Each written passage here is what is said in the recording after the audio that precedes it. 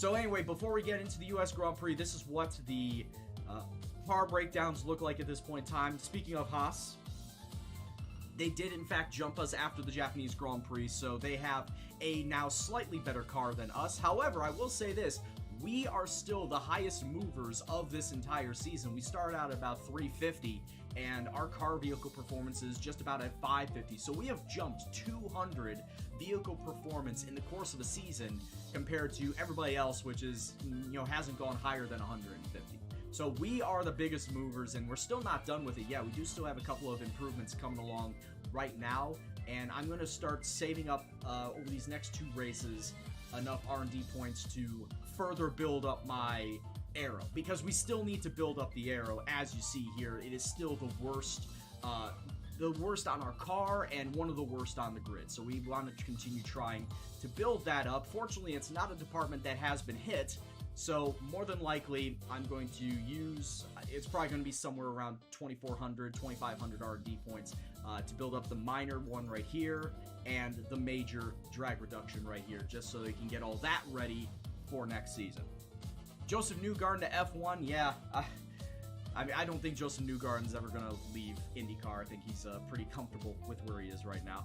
I think he's also riding for Chip Ganassi Racing, so there's no way he's going to be leaving that.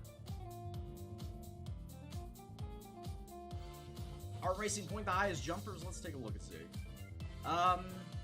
Well, you take a look, Racing Point started at, like, I'd say about 510, and right now they are just under Red Bull Racing. Red Bull did overtake them after the Japanese Grand Prix. So, what's that, about 650? So, I mean, they've only jumped about 140.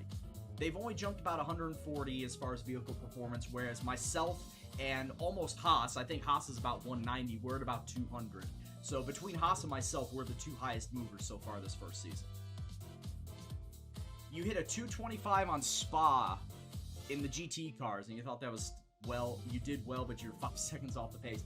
Hey, you gotta figure out where exactly you can get your speed. Where are you losing time on that track? Figure out how to best go about it. If it's turns, it's more than likely turns. How to figure out which is the best inroad, turn in, turn out, to get the most speed going through the turn. I know you can get it, man. Don't worry, J-Ro, I know you can get it. So yeah, as I may mention before, as far as the engine goes, I'm going to get a new ICE, MGU-K&H, and a new turbocharger. Energy store does not need to be worried about in the slightest. At this point in time, the energy store, as well as the control electronics, will have enough to last the rest of the season, so we don't need to worry about getting new parts there. But we do need new parts for the other 4. Properly, we need new parts for the other 4.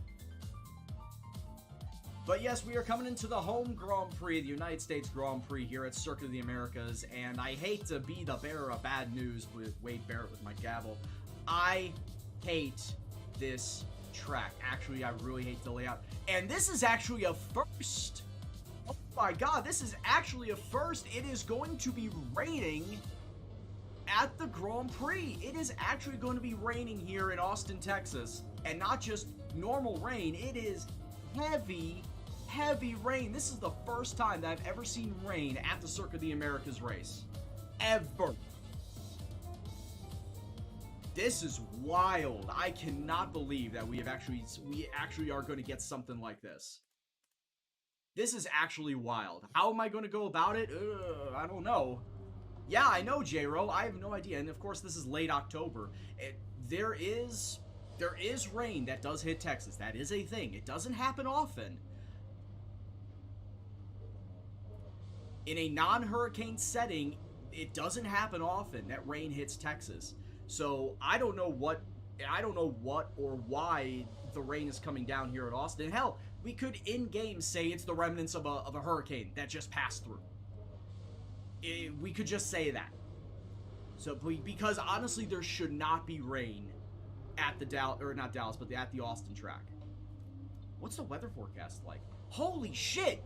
Holy goddamn Jesus! It is going to rain for quite a bit of this track. And look at that! This is the first ever time I'm seeing lightning. They're actually showing lightning on this weather forecast. What? Are they going to stop the race because of lightning? Why are you showing me this graphic when I've never seen this graphic ever. Not at Austria, not at Belgium, not at Brazil. This is the first ever time I'm actually seeing a lightning graphic on the weather forecast. But look at that, it's going to be heavy rain for more than half the race. This is going to be so fucking wild. Well, I'm glad that we're going to have a little bit of wet practice just to, get our bearings, but seriously, Henzo, I have no idea. I don't know how to process this. Because I've never seen rain at the Austin race, ever. Number one. Number two, I've also never seen this lightning graphic down here in this third box. That's the first ever time I've seen that.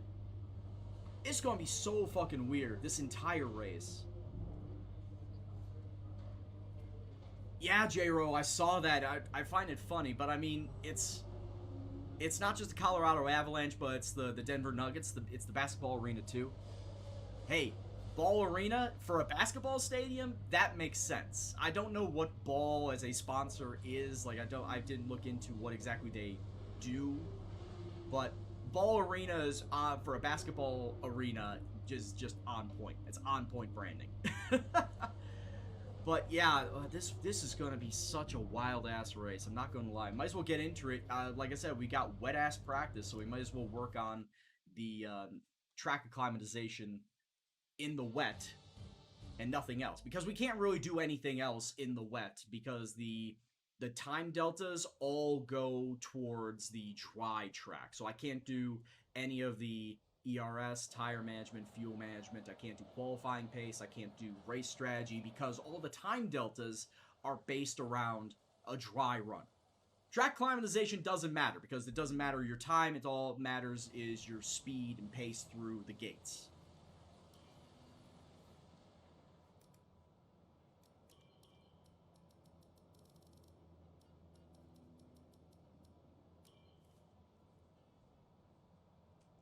Ball State. I don't know what Ball State University is named after.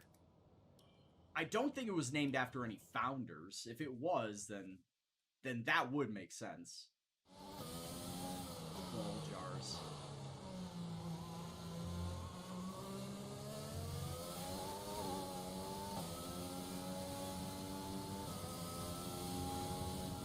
Well, another thing I don't have to worry about, of course, is practice or qualifying.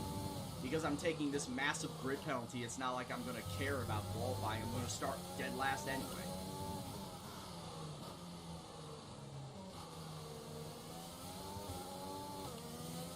Oh god, this is just fucking crazy, man.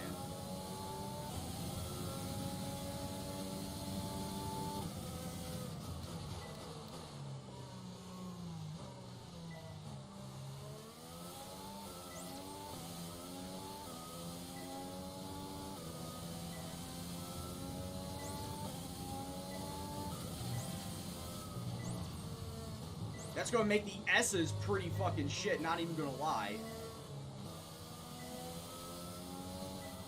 Like, I thought these S's were bad before. These S's are gonna be even shit in the rain.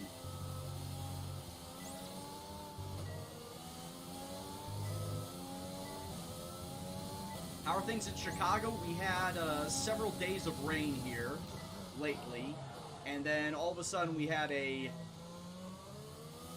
little bit of a heat wave today where it was 70-something degrees. And then we're going to get more rain over the course of the rest of the week, and the temperatures are going to drop down to like high 40s, low 50s. Or in normal terms, like around 10 degrees Celsius or less. Like right around 10 degrees Celsius. Whereas right now it's about mid-20s in Celsius.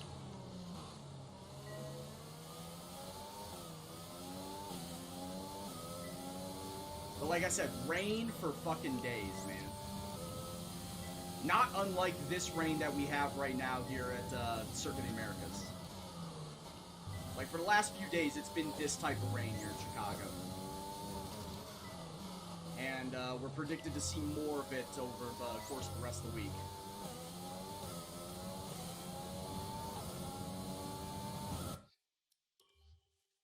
You almost started building an arc the last few days? Yeah, you're getting the same weather front that Chicago's been getting, Peace.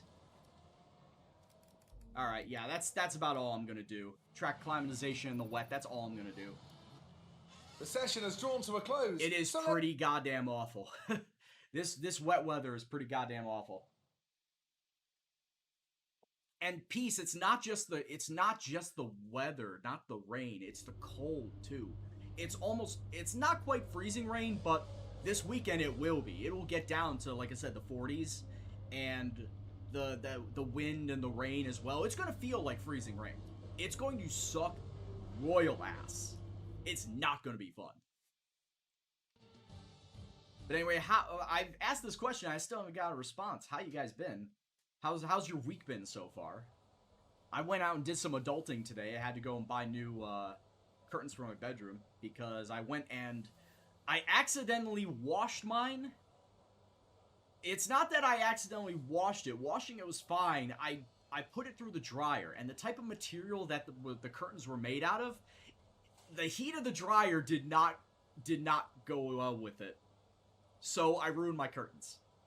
So I need to go out and buy specific some information or make certain changes to the car during a pit stop, you can tell me what you want over the radio.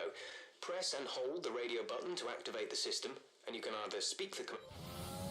Yeah, honestly, Duck, I saw that, and that guy is honestly just talking out of his ass. It will never come to it.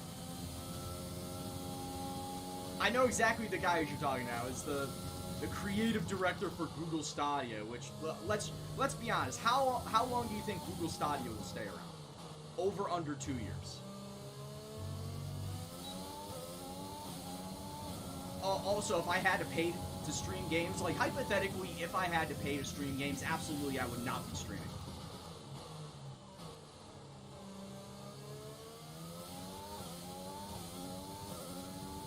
Should have read the instructions. Oh, I did. I thought I could get away with it.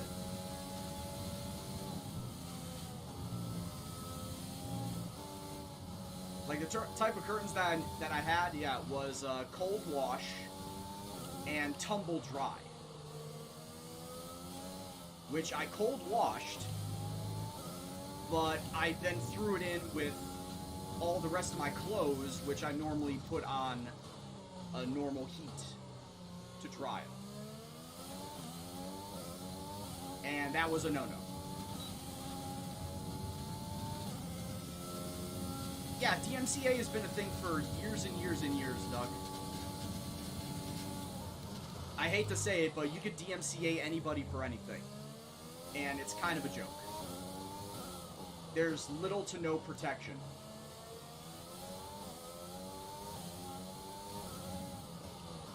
Music is a whole nother kettle of fish compared to games. If they come for games, then yeah, it's pretty much the end of the streaming industry.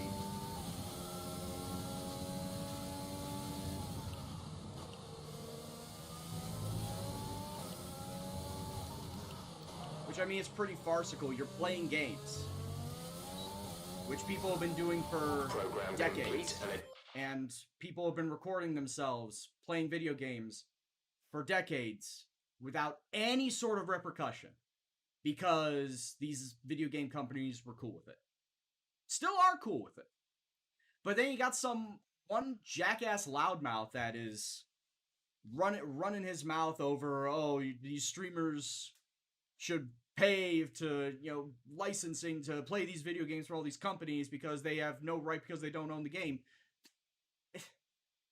He's just spouting random bullshit at this point in time. It'll never come to it. I hope that it would never come to it where if you wanted to stream, you had to pay a fee. Hell, for a time I did. I paid a fee to XSplit so I can stream in 1080p. That was my fee to stream to you guys. But if I had to pay a fee to, like, YouTube Gaming or Facebook Gaming, Facebook Gaming. If I had to pay a fee to Twitch or to Mixer, Mixer. If I had to pay a fee to Hitbox or something along those lines, then no, I wouldn't stream because it wouldn't be worth it. I would rather just stream for you guys just as enjoyment. It's all about enjoyment for me and hopefully enjoyment for you guys. There should not be monetary comings between us. Whether it's me giving money to streamers to watch streamers, you giving money to me, like that's all extra. There should not be basely, there should not be money coming between anything. It's all about enjoyment of either streaming to you or watching other streamers. Some streamers play yeah, no shit. And they've been doing that for decades, Duck. They've been doing that for years and years and years because, and I did this with Football Manager too, where I'd have music on in the background because I wanted to listen to something while I was playing the game, because obviously the game didn't have normal music. So I wanted to listen to something as I was playing the game. It was a nice little, laid back, chilled mood of whatever I listen to, you guys listen to as well. And that's fine. That should be fine. But now, of course, everything is cracking down. You can't play Tony Hawk with the new music. That was like one of the first big games. What's going on, Hector? That was one of the first big games that I heard got like DMCA takedown with the new DMCA rules. Was you can't play the new Tony Hawk game. You can't play anything music related, whether it's Rock Band, whether it's Osu, whether it's DDR, with anything like that. You can't play music games, which that's the whole purpose of music games, is you got to play the music. You see where the problem is at this point in time. You're taking away whole portions of video games and playing video games just because you're taking down music, because they're copyrighted.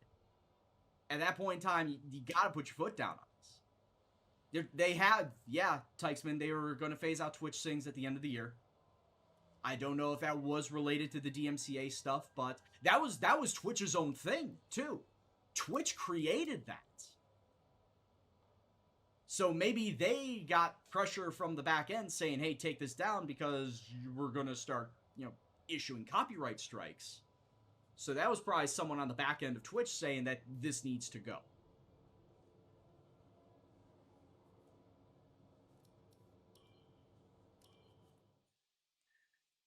But overall, it's a mess, and it's been a mess for years. We're going back to YouTube on this because YouTube was the whole one that started the DMCA takedown of, when people were uploading music and lyrics videos and whatnot, when Universal Music Group and Warner Music Group and EMI and all that, like Sony Music Group, all banded together to issue all these takedowns for YouTube.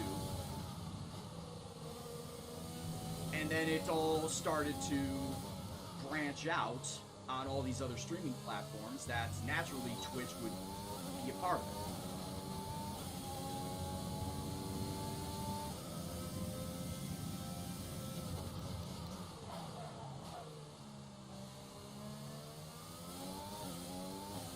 The biggest question I gotta ask is it harming anybody? Is it harming anyone? Who is it really harming?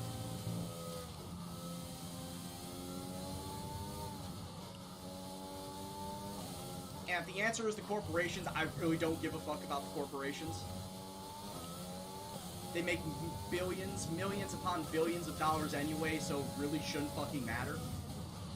Oh no, I played a song by the Beatles, or the Rolling Stones, or Green Day, because I wanted to listen to it while I was streaming. Who's it fucking hurting? Who's it really fucking hurting?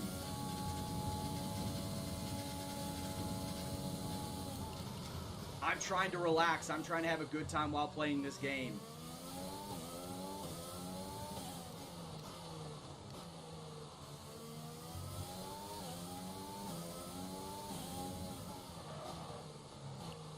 Universal Music and Sony Music and EMI and Warner Music, they can all go fucking shove it.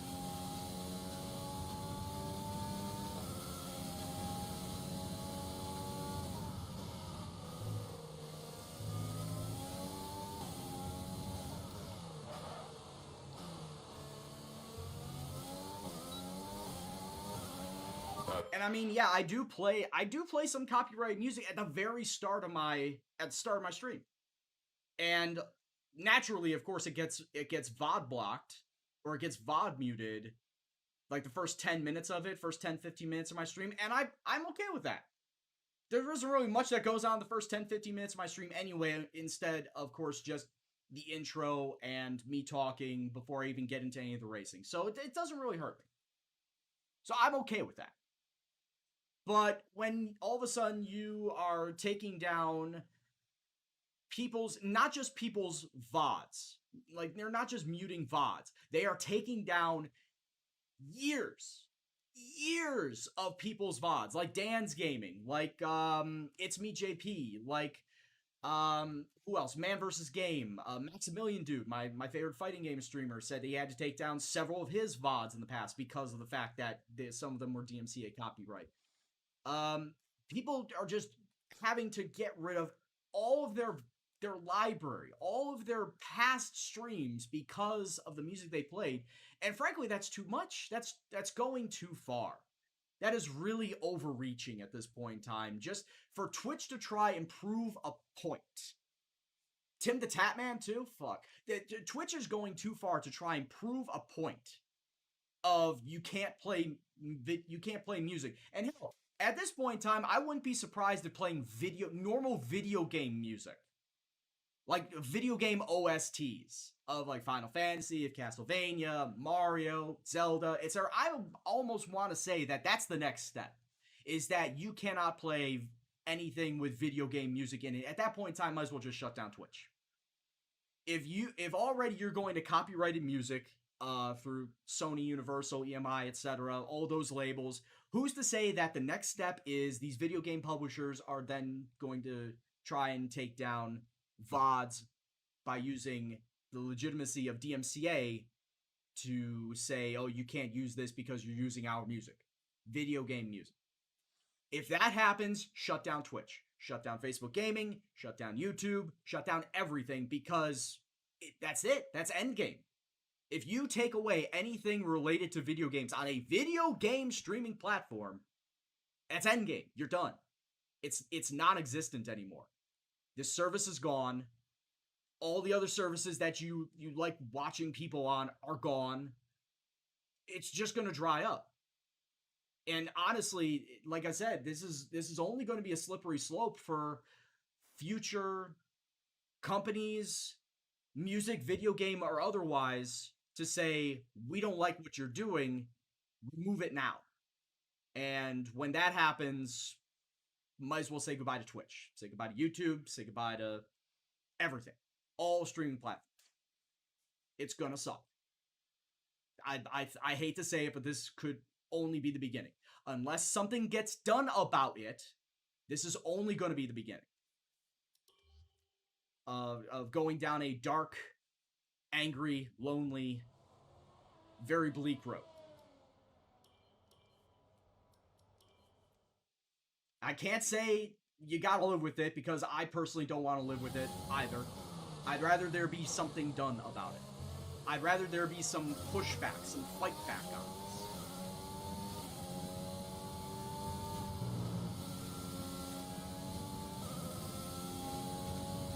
Yeah, I saw that too. They weren't saying what part of the clip. Like, they weren't giving timestamps. Because, yeah, I saw that, that's what Dan's Gaming said, is that they weren't giving timestamps on the clips. It was just, these clips, get rid of them because you use copyrighted music.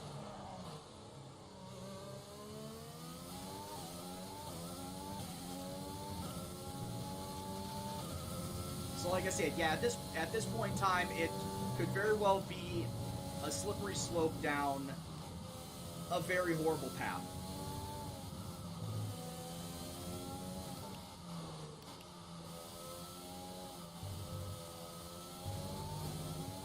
And I honestly really hate to see where it's gonna go.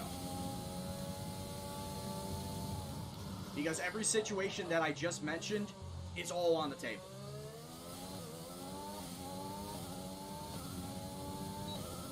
By doing this, all that is now on the table for what Twitch can do and what Twitch is open to do.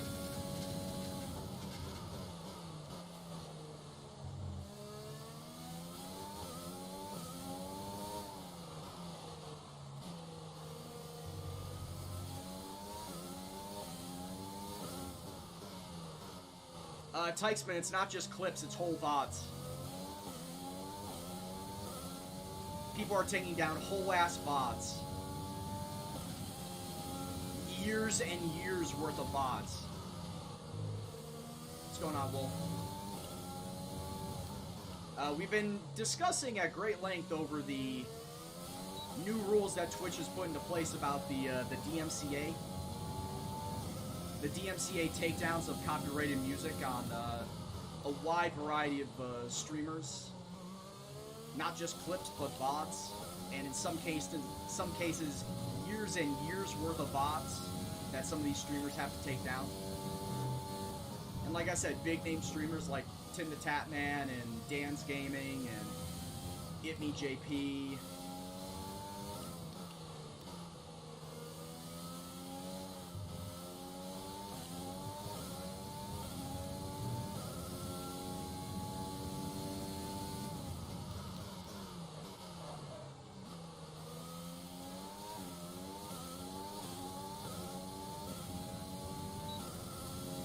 Yeah, one more thing for Amazon to get into, a music label.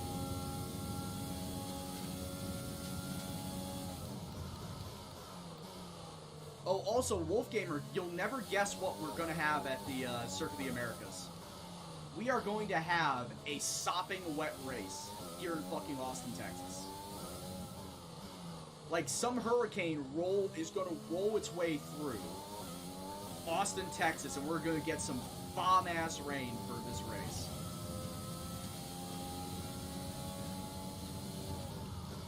And I've never had rain at this race ever before, so it's going to be interesting to see what happens.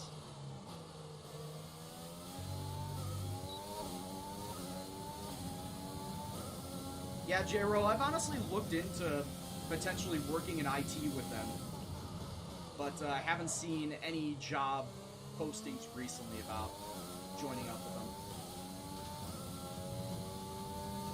Ah, Wolfgamer, it's not the summer. I think it's the end of October? Shit. I think the race date was October 22nd.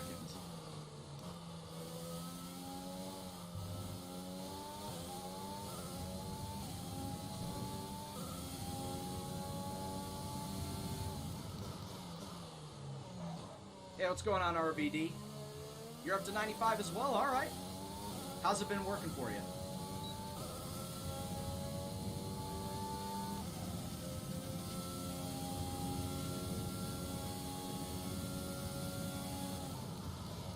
Specifically, either IT,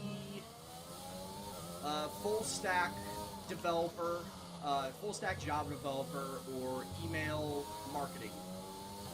Like an email marketing specialist at dev team.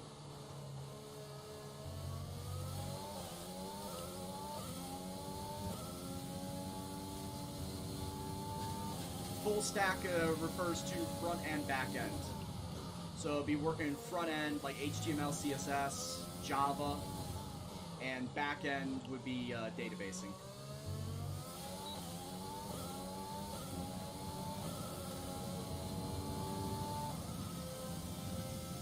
Yeah, I haven't really raced in the F2s, so I'm not really too keen on trying it out there. I just don't like how the F2 car feels, but you know, more power to you that you can do it.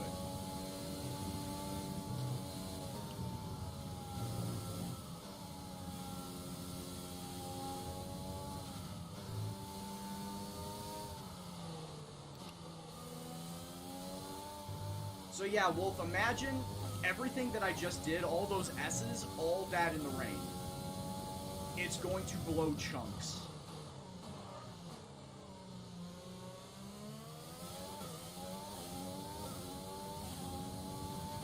The 2 days out of the year that it rains in San Antonio, I guess.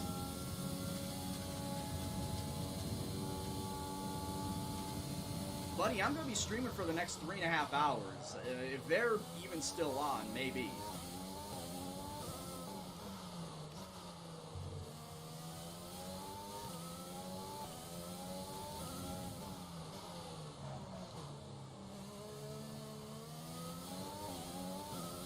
Come back to me in 3.5 hours.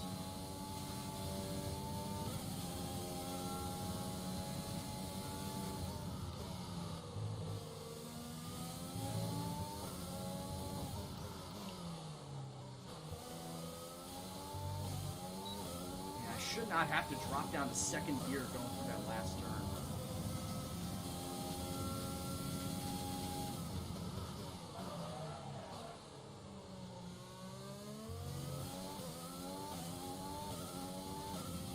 Should be braking much earlier, turning in much earlier.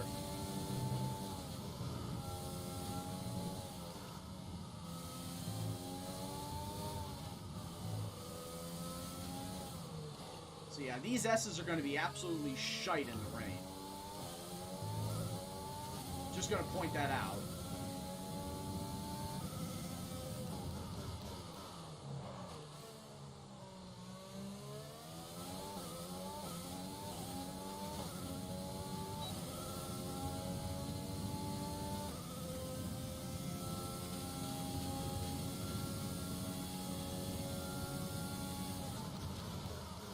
So, like I said, canonically, we're going to say that a hurricane is about to be coming on through the Austin area, which is why we're getting so much rain.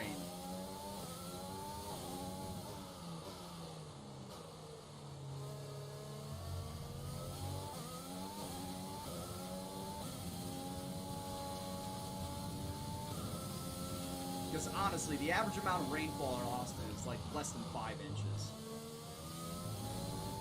I think for the whole year, it's like less than 5 inches. Unless there's a hurricane, and then that average goes up. But honestly, there should not be any rain. And I've never had any rain here at this this track before. Here, let's go. Austin, Texas, average rainfall. Average yearly rainfall. Austin averages an average of 4 to 5 inches per month, with the heaviest rainfall months being May, June, and October. There we go. Well, this being the end of October, well, that's where we're getting all the rain. There we go. Well, that sucks. Hurricane Gendo to win with the Williams. Oh, boy. You believe he chose the Red Bull Academy? You're driving for Sauber Jr.? Sauber. It's Alpha Tauri. Stop saying Saubers. It hasn't been Sauber in years. I'm sorry. I'm sorry if I got very defensive about that, but seriously, it has not been Sauber for years. Like, the last 2-3 years, it's not been Sauber. It's Alfa Romeo. Yeah, we need Hurricane Helms to show up. That's what we need. It's time to remind ourselves of our top three, who are Hamilton, Bottas, and Leclerc, which is probably going to be the top 3 in the actual race. God damn it, Claire. Speaking of. Good day today. Let's have your take on it. How do you feel these grid penalties are affecting the sport? No comment. Are you hoping things clear up before qualifying? I hope so. Wet races suck. They make it a lot less predictable. Do you think this team are performing as well as they could do? Yes, they're Red Bull. Appreciate your time. I don't. Ferrari is still going to be F next year. Yeah, because all the cars, like, they cannot make any changes going into next year. It's got to stay the same chassis. And being the same chassis, Ferrari are going to be fucked. We all know Williams and their boat are going to be fucked. The only team that needs to make changes going into next year is Racing Point, because of course the rear diffuser, or the brake ducts, I should say, because they took it from Mercedes. They're still the Mercedes brake ducts. They gotta build their own brake ducts, otherwise they're gonna get penalized again. So that, I think, is the only thing that they are going to allow any team to do, specifically for Racing Point, is they need to build their own brake ducts.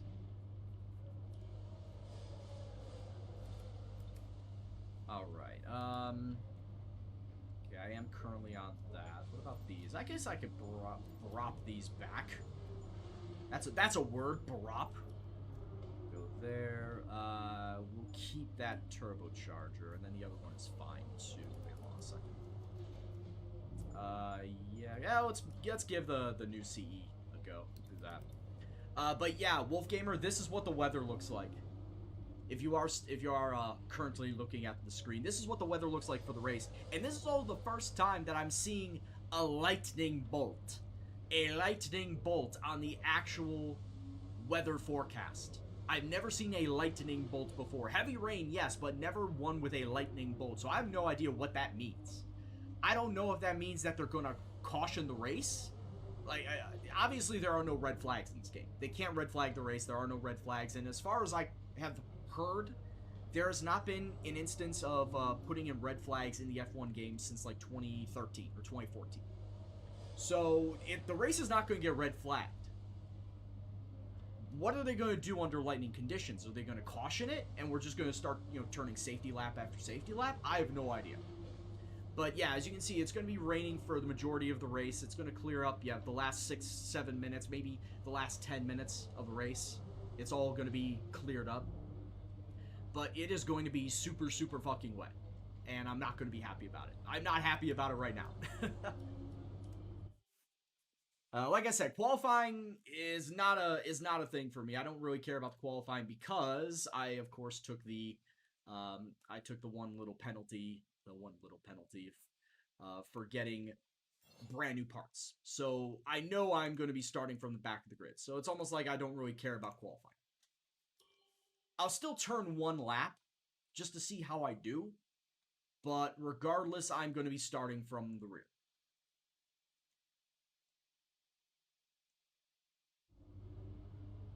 So, 2 minor or 1 major change. Gotcha, J-Ro. And they change it to, what? Racing Point are going to go after the rear end? Or is it Ferrari that's going after the rear end? Alright, as I said before, I'm going to put all of my time and effort into the aero, but as you can see, I still need, I need 2,400 points if I want to build up these two. So I'm not going to be touching anything R&D points-wise until I get the 2,400 points minimum to build these two things up. So that is not going to happen after the Mexican Grand Prix. That will more than likely happen after the Brazilian Grand Prix, building up the aero for next season. Kimi Räikkönen and I are holding a very, very close rivalry with each other, but with the 2 races left, I don't know if I'm going to overtake him at this race. I'm definitely not going to start anywhere near him because, of course, he is going to be much higher up the pecking order since I'm going to be starting last. We shall see. Alright, it is a very, very bright day here in Austin, Texas. That doesn't really mean much of anything, though, because it's going to be raining the following day. Things you hate to see. That. Well, it's a good thing I can always change my differential.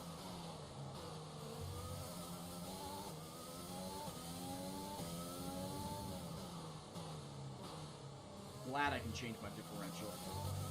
Starting with a 68% differential going into the race.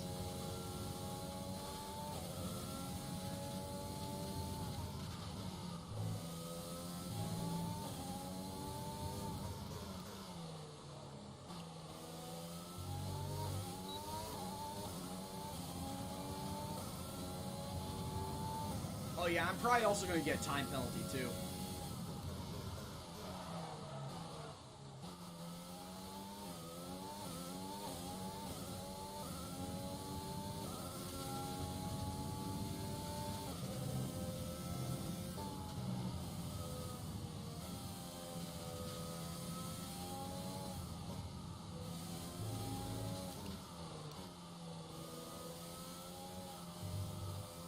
Damn, right up until there, I actually had a good line going into it.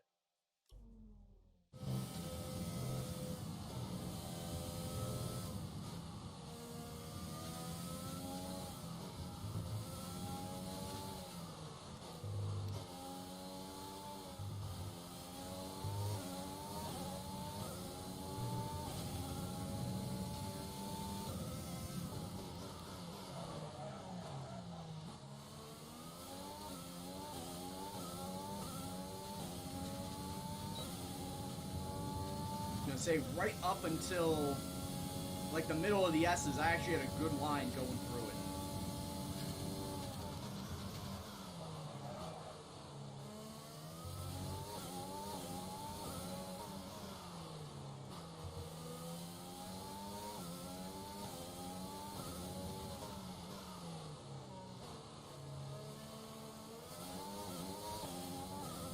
foot down.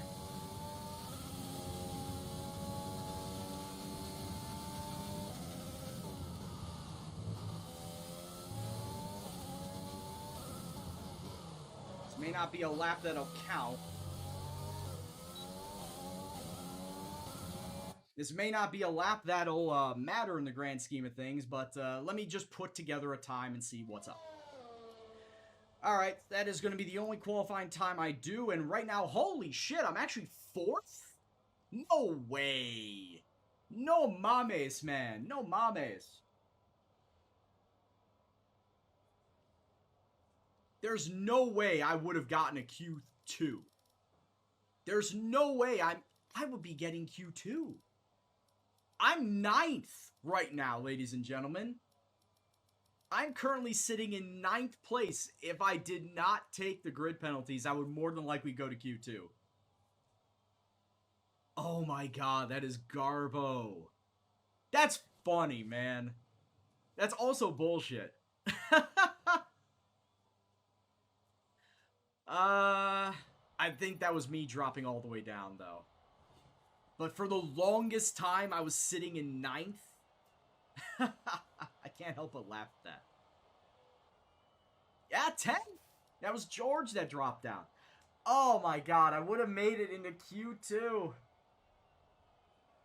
Oh, actually, now that I think about it, I'm still going to get into Q2, but I'm not going to get into Q3. Well, for sure, I'm not going to get into Q3, and I'd rather do just a bullshit run on a medium tire set so that I don't use up any soft tires that I could potentially use for the end of the race.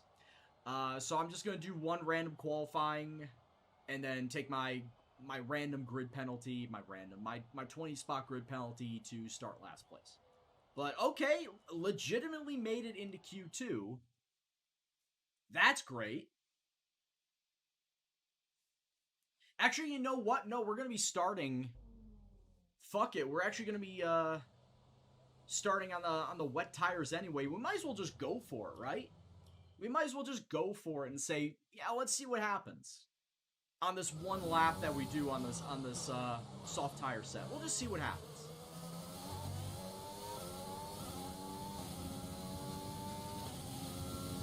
I felt like in a couple of spots it could have been better.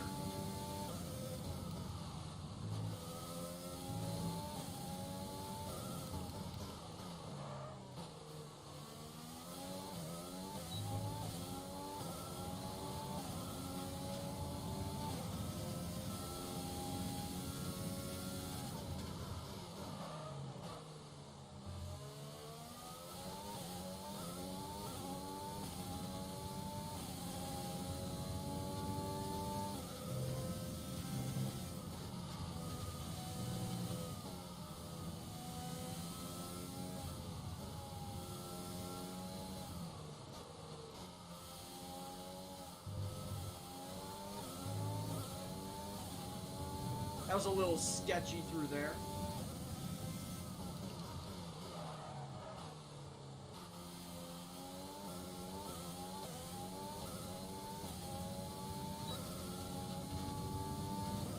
A little sketchy through the S's this time.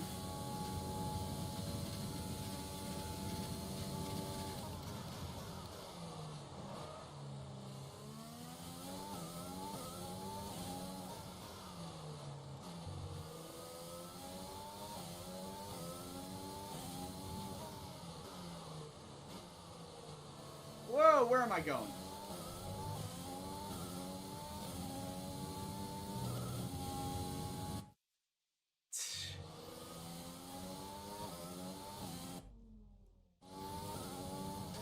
Oh my Jesus Christ, boys. Hey, hey, hey.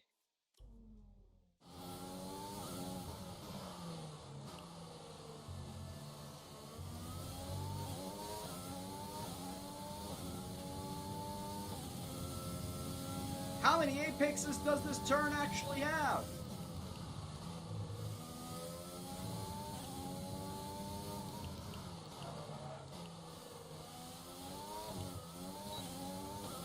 Yeah, this lap was terrible. This lap was much worse than what I got.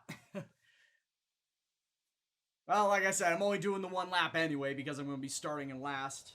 So it doesn't really matter. Christ almighty. I'm actually third! What is this bullshit? There's no way I'm going to start top 10. There's no way I'm making it to Q3.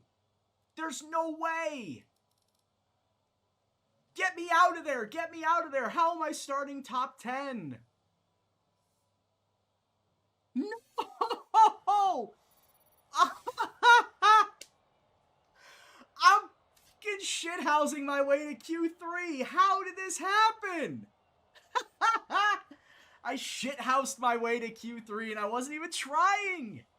I was not even trying. Oh, you know what it is? God damn it, I just realized it. Oh, I just realized it. I just realized it. No, no, no, no, no. I just realized what's happening. I'm sorry that I got everybody's hopes up. I forgot to change my difficulty. Yeah, I'm gonna change the difficulty before I get into the race. I forgot to change the difficulty. Yeah, that's what it was. I'm sorry to get everybody's hopes up.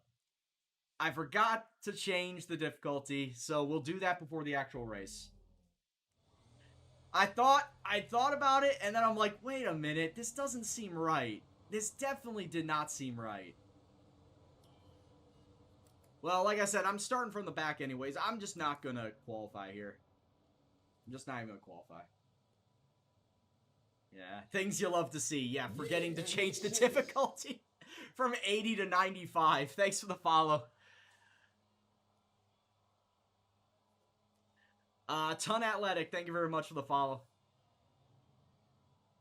Hey, Arch, I'm changing the difficulty before the actual race. Don't worry. It'll get done. We're all ready for tomorrow's race, but before we begin... So, honestly, like I said, it's not like anything is going to matter. It's not like anything's going to change, except for this. Except for, you know, the beating him in the rivalry. That's the only thing that was manipulated. But I will be changing the difficulty before I start the race. I can't believe I forgot. So not only do I have to go and back out,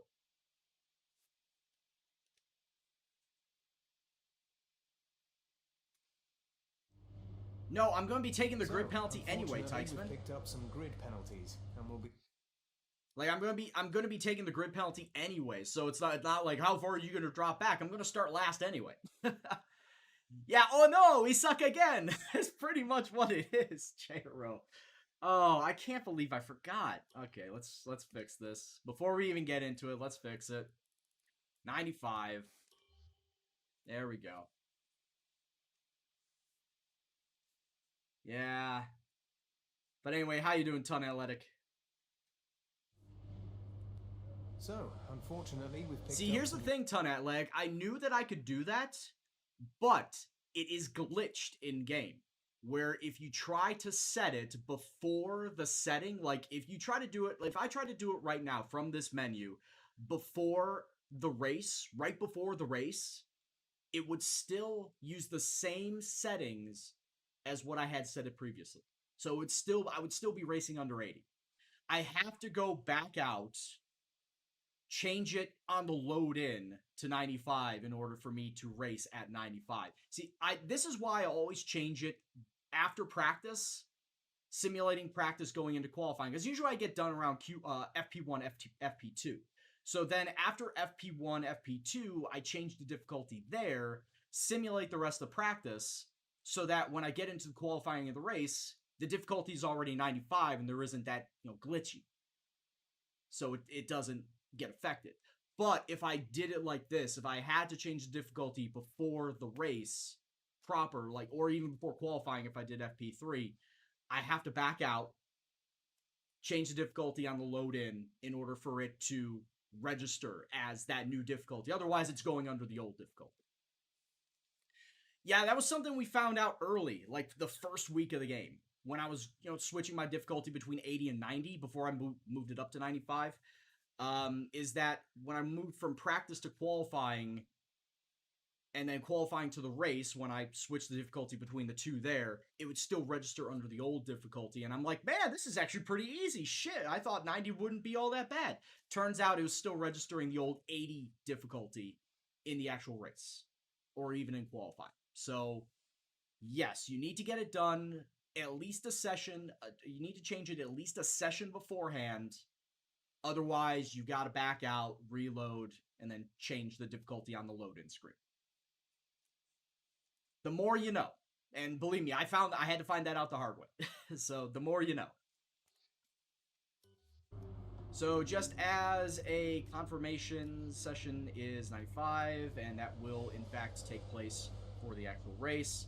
And also, as a reminder, it is raining here in Austin, Texas, the rare time that it rains in Texas.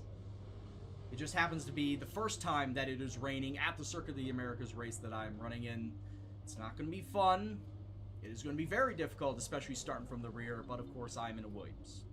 You knew it was going to be tough to begin with. So I'm looking at this and I'm thinking, if it's going to be a 27-28 lap race, so 3, 6, 9, 12, 15, 18, or you go 4, 8, 12, 16, 20, 24, 28. So figure each of these is about 4 laps apiece. 16, 20, probably about 20 laps of heavy rain. Maybe about another 3 to 4 of light. And then it's going to be no rain for the rest of the race. But when will the tire changeover happen? When will everybody start to move to slicks? Or will everyone just stay on intermediates for the rest of the race?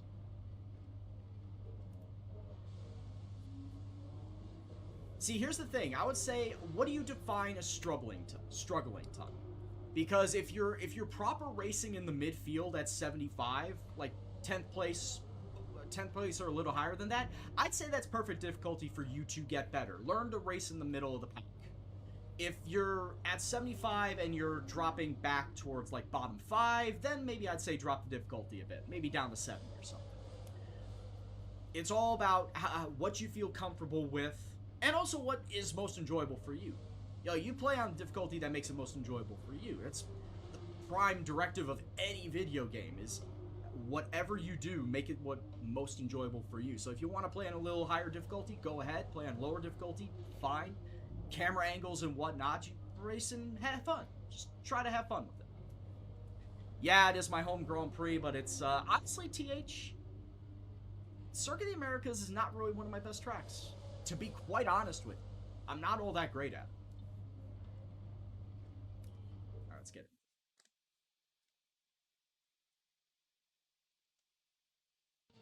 And it's all because of the S's. Personally, it's all because of the S's. Welcome once again then to the United States Grand Prix here in the magnificent city of Austin. It was here in 2018 that Kimi Räikkönen delighted the world by winning for the first time in 114 races. There's always a record to be broken, so what, I wonder, is in store for us today? We have 10 turns to the left and 10 to the right here at the fantastic super wet Circuit racing of the Americas. Overtaking opportunities. That's the surprise, it's super wet racing. At this anti-clockwise 3.6 mile track. But we may well see cars struggle to slow down there today as the wet weather does interfere with the low speed That could grip. be. That could be at ton. Or I'll just call you athletic. Before we begin, let's take a quick look at the grid lineup for today's Alright, just as a race. reminder Lewis what the Hamilton grid down lines is. up on pole position, and it's Valtteri Bottas Mercedes that boys completes lock the front out the row. top row. As we continue through the rest of the grid today, we have Verstappen, Leclerc, Carlos Sainz, and Stroll, Albon, Gasly, Ricciardo, and Lando Norris, Perez, Kvyat, George Russell, and Ocon. Vettel, George they'll in be starting further 13 back is after pretty an earlier damn grid special. penalty. Raikkonen, Romain Grosjean, and Antonio Giovinazzi, Magnussen, and O'Brien. It's almost time. Also, Sebastian Vettel in 15th with the grid penalty. I would have said, oh, that would have been normal for him if he didn't take the grid penalty. In real life, sitting in 15th. Those 5 red lights to... Yeah, Ton, this is my first season here with Okay, I know Williams. it's your home Grand Prix, but treat it like any other race. Don't take unnecessary risks. This is my home Grand Prix, as he just said, and also I'm going to start with a lot less fuel. Like, I'm probably going to go with the lowest amount of fuel possible, just because I'm going to be on lean mixture for a good portion of the race. So it is a 28-lap race. I'm taking 25 laps of fuel, but like I said, I'm going to be on lean mixture for a good portion of the race, because it's gonna be raining. I don't want too much tire spin. There's no need to have so much tire spin early, especially on how tight of a track this is. Yeah, I mean, if you can make playing on a keyboard work, then great. I find it to be very, very difficult, which is why I have a wheel. I've never actually played this game on a controller or a keyboard. I've always had a wheel. Alright, so yeah, we're going to start off with the lowest fuel possible. We're going to run on lean mixture for a good portion of the race. Like I said, because it's going to be raining, everyone's going to be going slow, especially through the S's section. Alright, so let's start this race and let's hope for the best, eh?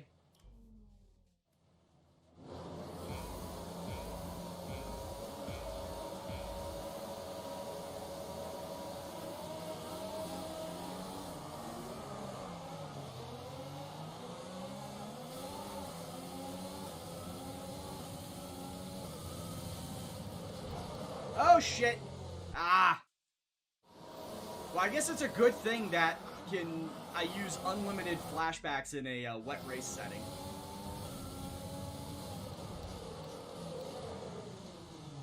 It's a good thing I do that, because I cannot drive in the rain. The team want you to shift up through the gears earlier. They think it'll save fuel.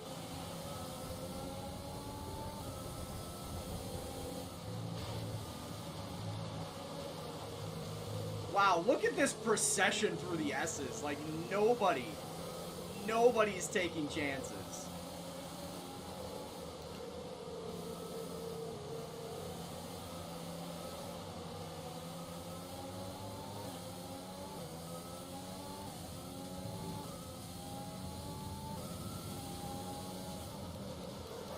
Fuck! God damn it! I hate this! I hate it so much!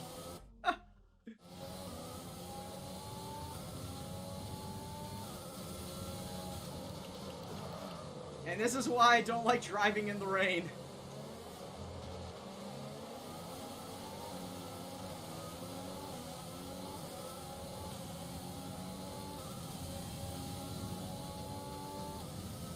Minus 2 laps of fuel is what you are in normal conditions.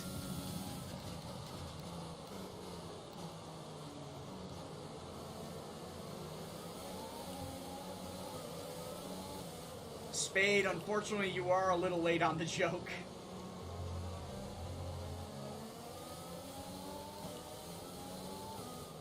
But in all honesty, who do you think could go to Haas next season?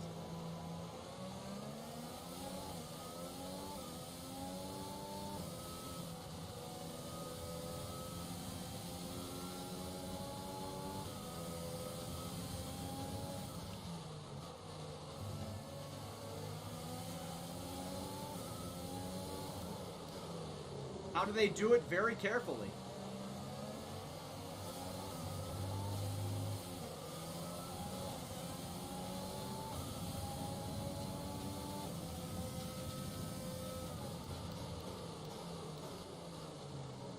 And shit, I gotta do this for 20 some odd laps.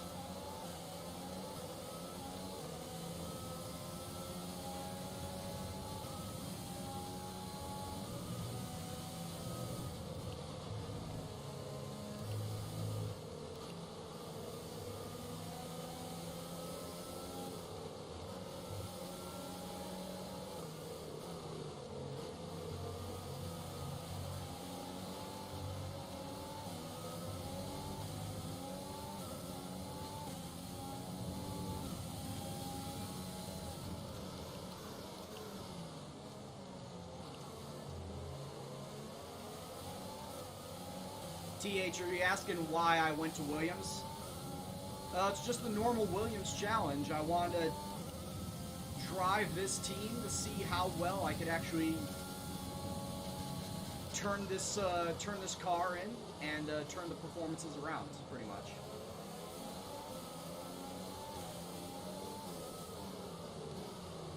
Damn, I also forgot to change the differential.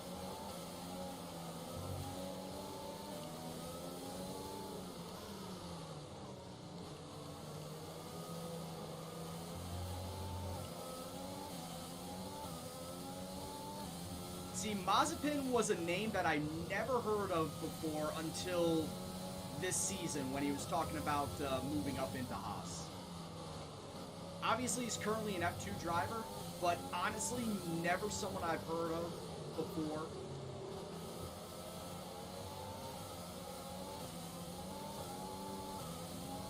Also, hi, Merman. Thanks for stopping by.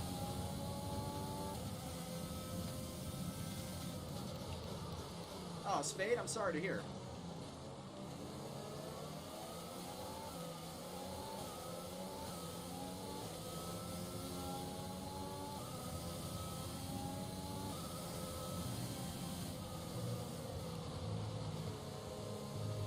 I would say join the club, but it's not really a club that I want to be in either.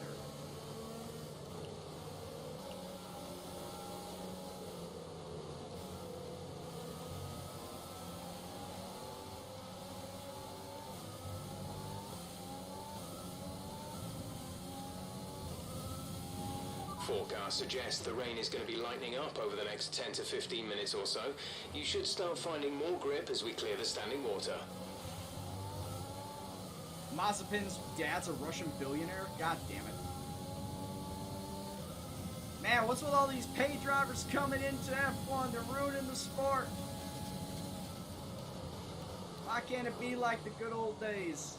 And I don't know why I'm trying to act like I'm Southern, like I'm talking about NASCAR. Which, by the way, we're doing some NASCAR later on today.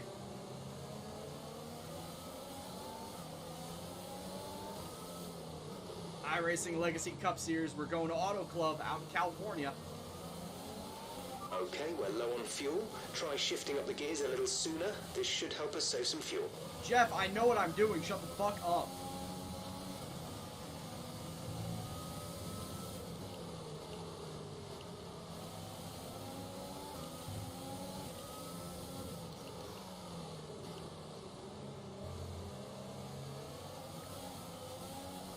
That is true, and we all know F1 loves money.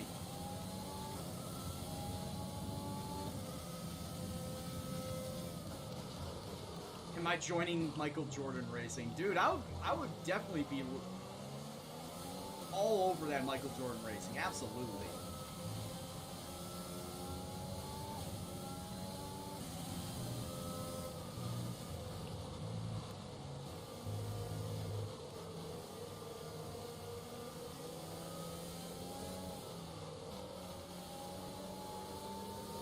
No, but seriously, rain basically I lose my ability to drive. Safety car, safety Hey! car. No overtaking, reduce your pace. Keep your delta number positive as we form up. Drop your speed, our delta is too low out. and we risk a penalty. Slow your pace immediately. Yeah, so I've heard that George Russell might be out of a seat at Williams. Alright, so safety car came out, but nobody retired.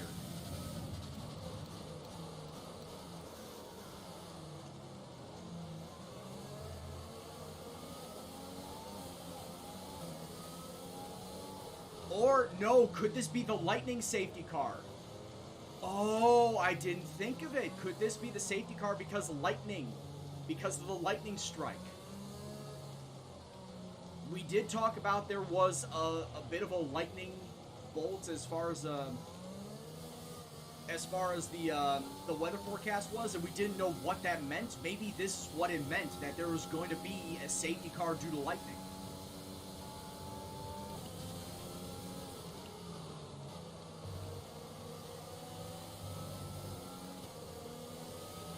Okay, slow down, slow down. Your delta is negative, which means you are too fast. Reduce your pace.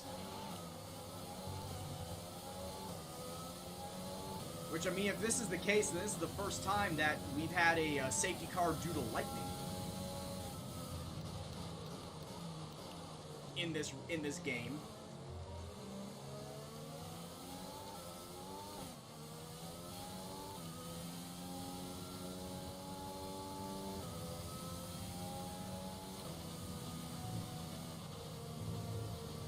Also, I love how this game is taunting me when it comes to racing on the same day as the iRacing Legacy Cup. where it's, for the last 2 weeks, it's given me races in the rain, where knowingly the rain is going to make the race longer. And I just hope that it will not bleed over into the actual iRacing Legacy Cup race.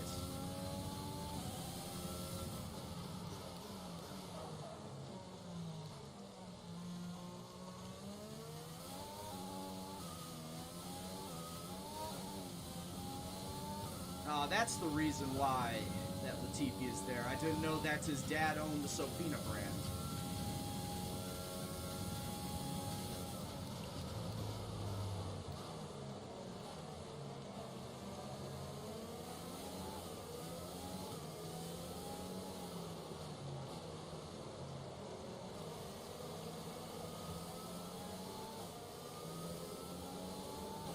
I guess this is one way to get around the red flag due to the lightning.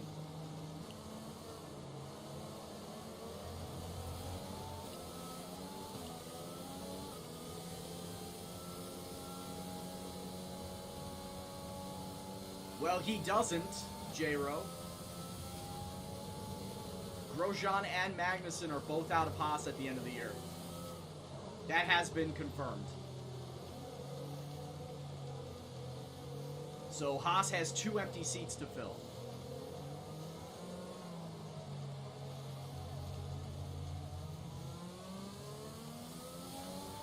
Right, pick up the pace a touch, please. We need to close to within 10 car lengths of the car ahead. You mean this year? Well, I don't know why. Shit, come on, man!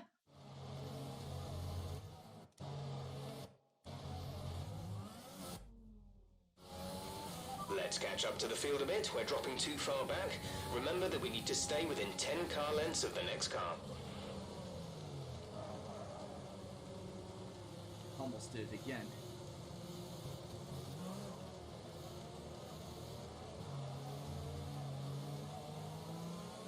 Honestly, that would be a shit lineup, Maz. Tried to shift up through the gears earlier. It may help save more fuel. Maz and, right, pick Mick. up the pace a touch, please. We need to close to within 10 car lengths of the car ahead.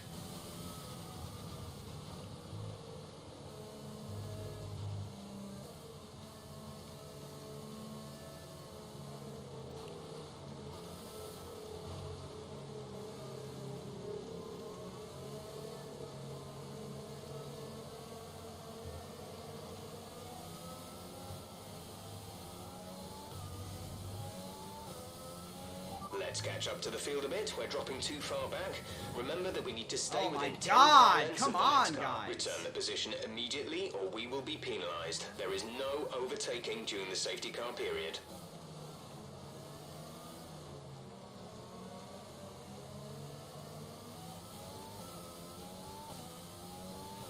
Right, pick up the pace a touch, please. We need to close to within 10 car lengths of the car ahead.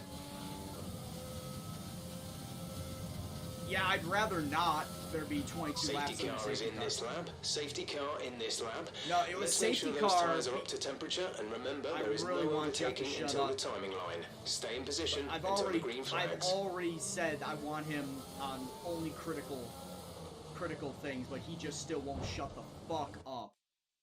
I have him on critical information only, and he still will not shut the fuck up.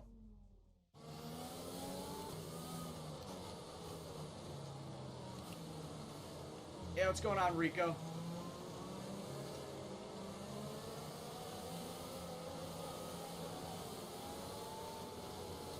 But yeah, we are going to be going back green. Safety car due to lightning is officially ending.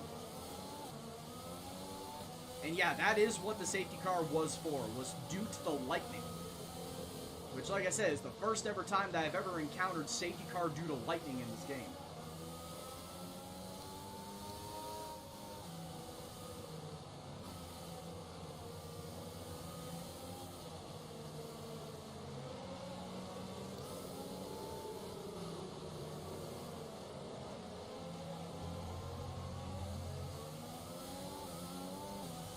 I was going to say, who's really gunning it We're still off the happy that we're on the line? right tyres at the moment. I'm like, who's really gunning it off the line in the wet? Really?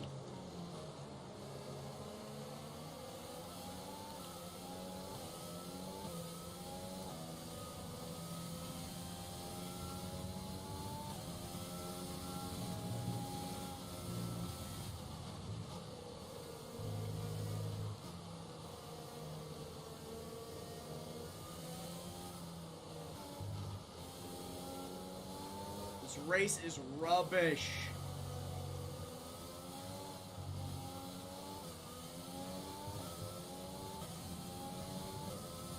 It's already a normally rubbish race, but this race is rubbish with the rain. Holy Jesus.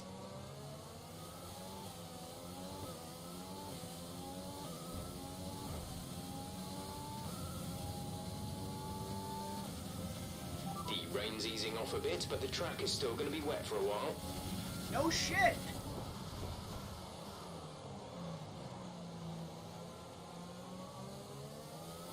So what happens when a hurricane comes through and drops a torrential buckets? Drops a torrential amount of rain. Of course it's going to stay on the ground.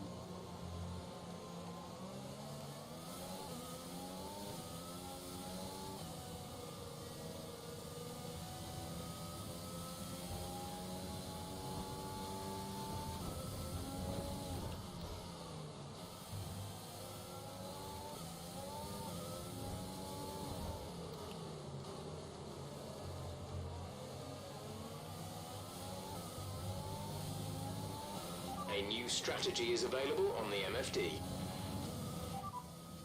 Okay, copy that.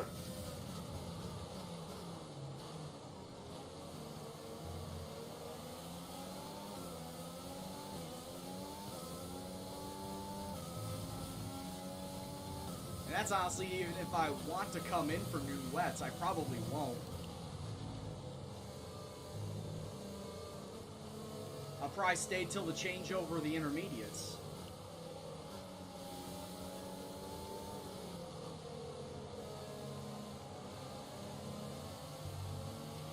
It's not a perfect situation, but I don't think we have cause to move on to a different tyre yet.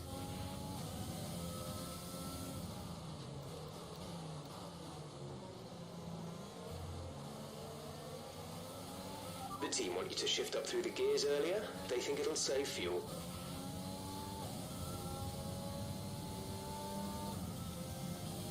Yeah, Haas have something at least, points-wise.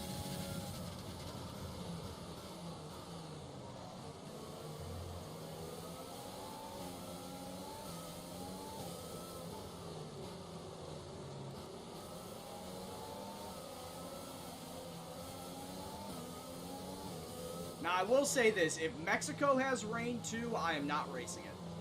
I'm not racing it today. Because I can guarantee you, if Mexico has rain, I will not finish it in time to get to my iRacing League race. I can almost guarantee you that.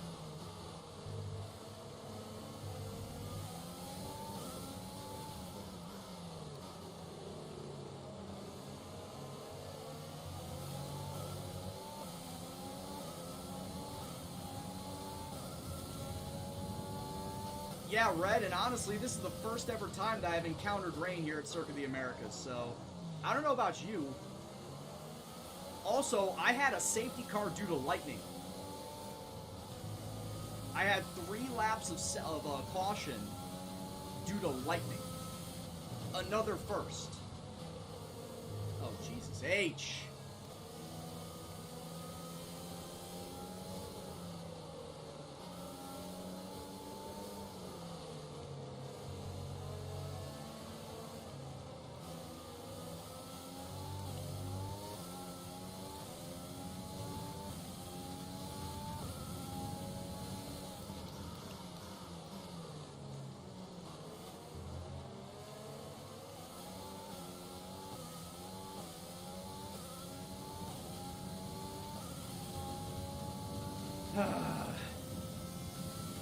But canonically, Red 4, we're calling this as a hurricane that's passing through.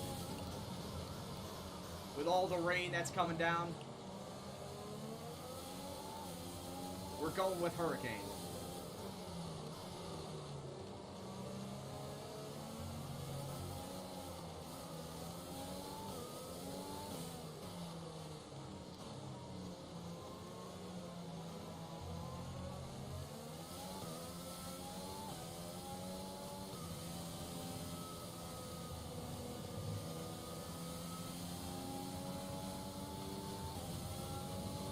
Yes, we are driving this Grand Prix through a hurricane. It is a first time ever.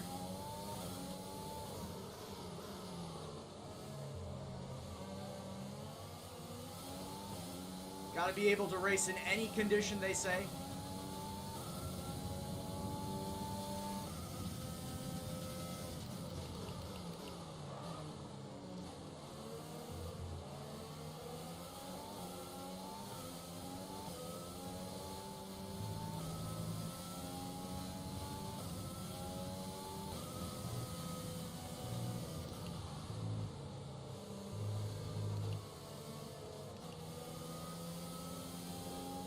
Really makes these S's a pile of shit, this rain.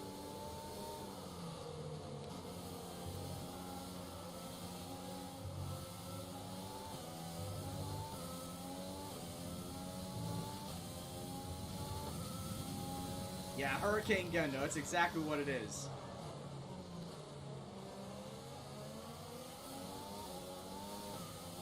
And you can blame Teichman for naming it that. The National Weather Service. Hurricane Gendo has hit the Gulf Coast.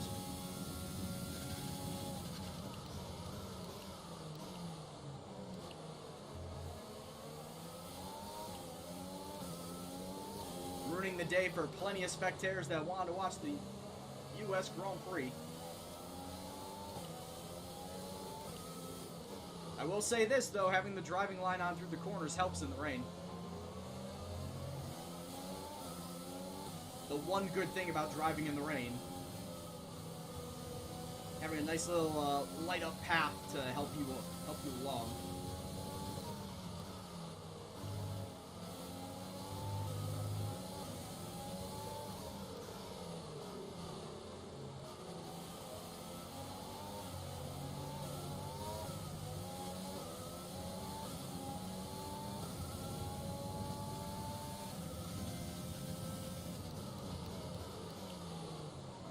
Have a shower in the stands. Hey, this weather is washing everybody's car in the parking lot from all the dust that probably got kicked up. You know, the normal amount of dust that would get kicked up in Texas.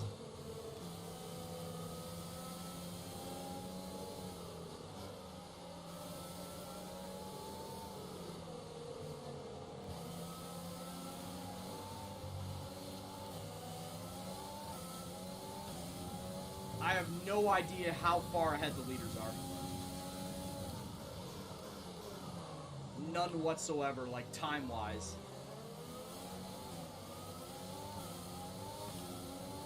Oh, they're just getting to the switchbacks? Okay, so they're probably like 20, 25 seconds ahead.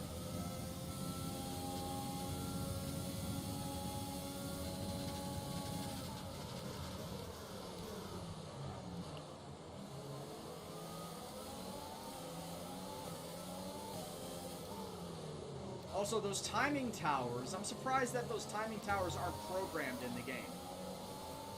Like, to show who's leading and whatnot. Like, there's one here at Coda, there's one at Barcelona.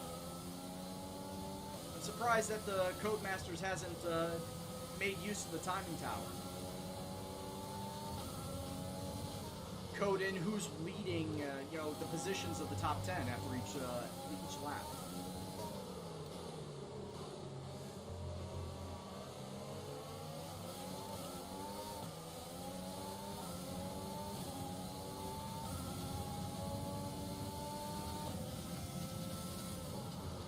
Man, I got that message way late, Wolf Gamer, because as you said that, I was crossing the start-finish line.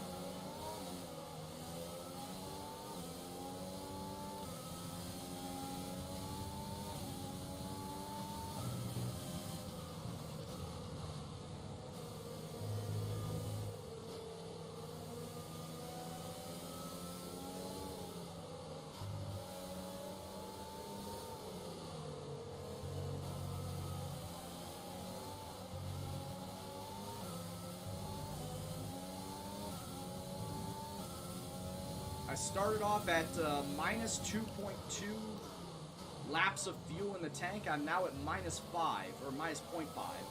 Well, if I was at -5, I would be dead. Like, I would not make it to the end of the race. But look at how much we have only raced so far. We've raced 12 laps.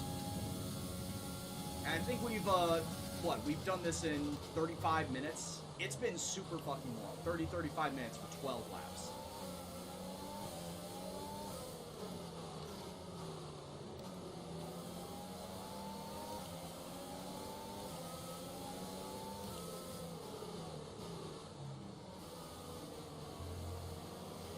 Check your MFD for a new strategy option. Got that confirmed? Lap 13 intermediates, alright.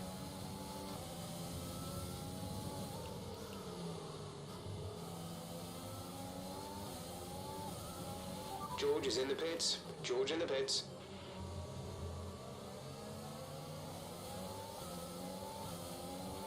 Box, box. We're coming in this lap.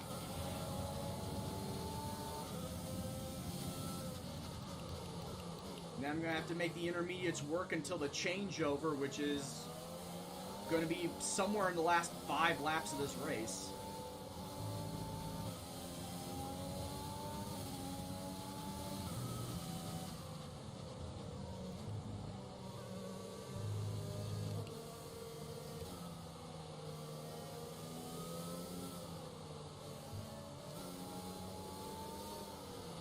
Honestly, my tires are not getting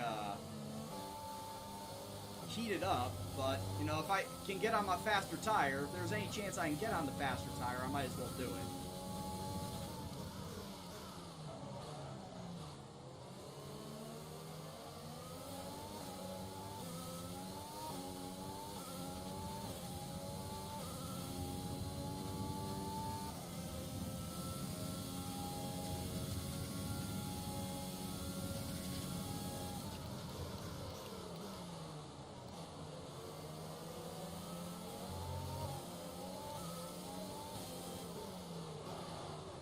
So only 6 drivers coming in for intermediates a lap early.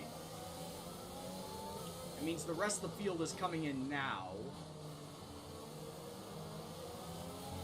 The tyre situation is an interesting one, but I think the right call is to stick with what we've got right now. Jeff, you're a liar. You wanted me to come in.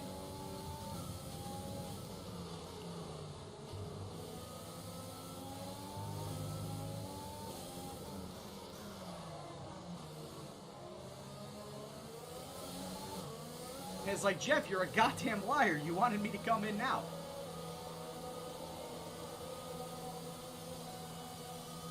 Yeah, Jeff, no, we want you to stay out. Bullshit.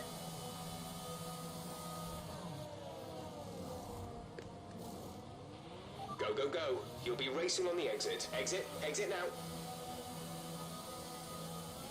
Only one stop to go. One stop left in this strategy. There we go. There's heat.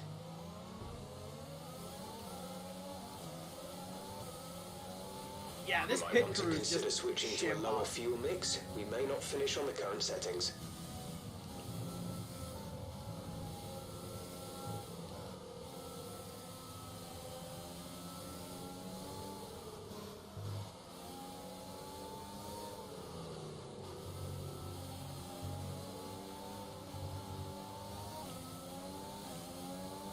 It's the first time I got an exceed track limit warning after all the times that I went over. Probably found out that I was going too fast this time around. The radar's showing a clear patch on its way. There's about 10 more minutes of this rain. Alright, so, yeah, roughly 5 more laps of this. So, lap 19, lap 20, roughly is when it's going to end.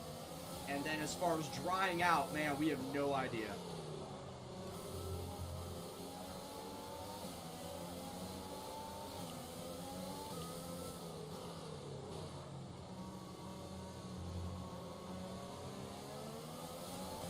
Since this is a 28... Oh, shit! And there I go into the wall. Since this is a 28 lap race... I had predicted, what, lap 24, roughly?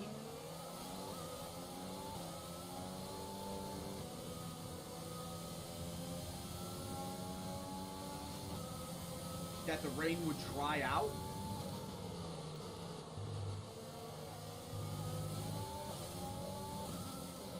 But as far as when the track will dry out, that's a completely different story.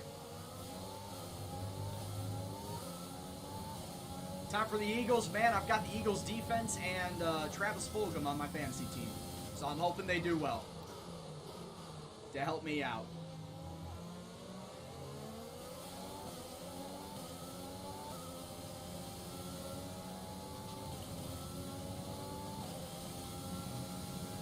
Let's go, G-Nats.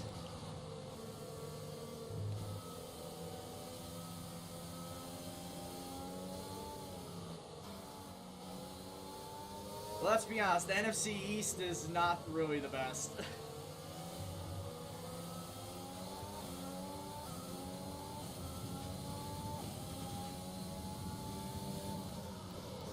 NFC East has really proven out to be the NFC least at this point in time. Who knows who the division winner's record is going to be? More than likely, it's going to be less than 500. It's probably going to be less than 500.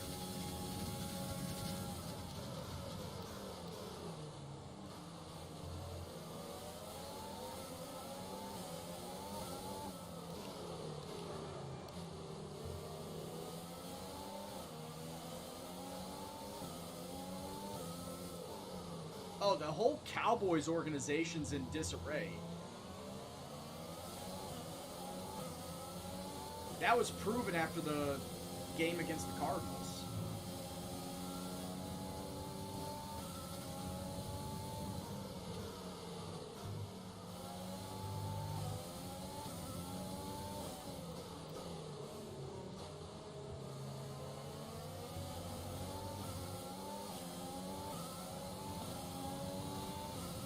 Yeah, if I had to take a guess, like at best they're going to be 8-8, which is 500. But I have a very, very strong feeling it will be exactly like what it was back in 2009, 2010 from the NFC West. The NFC West, as far as I know, is the only division back then that had a division winner that didn't reach 500. Back in 2009, the Seattle Seahawks were 7-9 and won that division. Back in 2009. Why is it raining in Coda? Dude, I don't know. It's the first ever time I've seen it raining in Coda too. And also, I had a safety car come out due to lightning. Accuracy. That was the first ever time I had a safety car come out due to lightning, and it even showed up as a lightning bolt in the weather forecast too. Yeah, I had a safety car due to lightning. It's wild. It's the first ever time. It's a day of firsts. First ever time racing in the rain here at Austin, and the first ever time I had a safety car due to lightning. Which I saw that, I'm like, how are they going to do this? They surely can't red flag it because they don't have red flags programmed into the game. So we just raced around, or we had a safety car for 3 laps. There's a 3-lap safety car for lightning, and then it came in.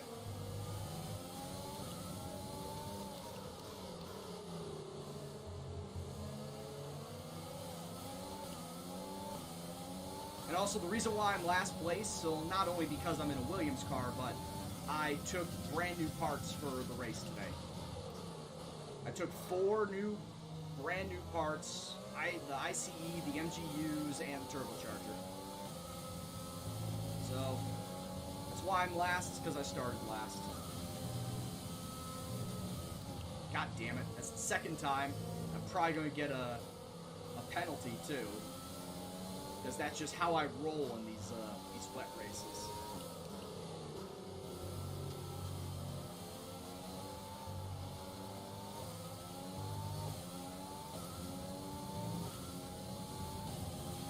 I think we're still on the right tyres for the time being. Yeah, once again, Accuracy, my condolences to you and your family.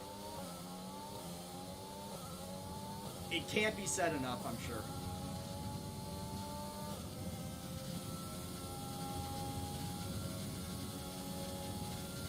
Will you be racing tonight, or what? Or what's up?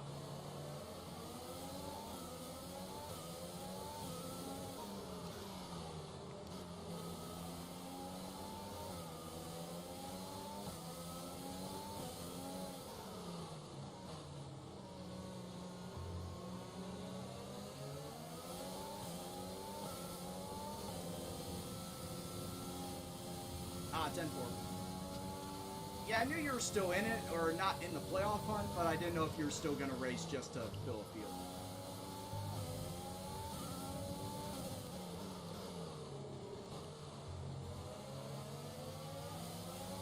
Now, we still got 11 more laps of this bullshit. Check your MFD for a new strategy option. Confirmed. Bruh, I'm going to stay on these tires until the changeover happens. Jeff wants me to get on new intermediates in 3 laps. Like, bro, I'm going to stay out here until changeover. I admit I have no idea when changeover is going to happen, but I'm staying out until they say come in for slicks. Since these tires, I'm sure, can last quite a way.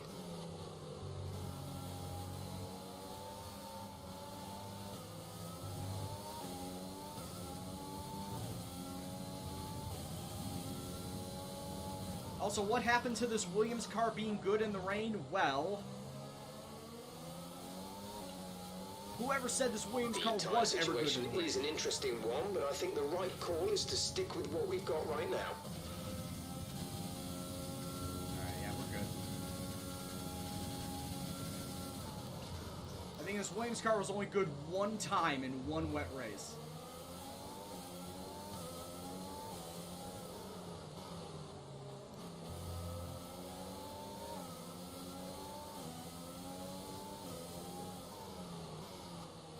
Yeah, I improved the tire, I improved the chassis, I improved the aero. I'm now better than Alfa Romeo. And I'm almost at level pegging with Haas. I actually am at level pegging with Haas. Which accuracy we've been talking about on stream, and I know you talked about on the Discord as well. But who do you see taking over at Haas? We're expecting you in around 2 laps, and we'll be putting you on the intermediate tires.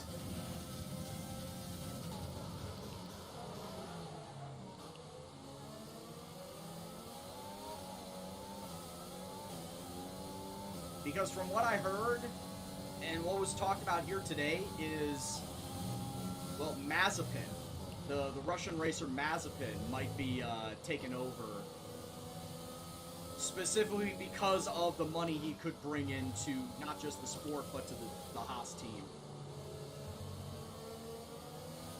And of course the other driver being somebody by the name of Mick Schumacher, but honestly I don't see Mick going with Mazepin. I see Mick going to a team that has a well-established veteran driver that he could learn under. Which would not be Haas then. It would have to be Alfa Romeo, but nothing has been said about if Giovinazzi is going to be leaving, so we're just assuming that Giovinazzi's staying, and that Alfa Romeo team is going to be all dead set.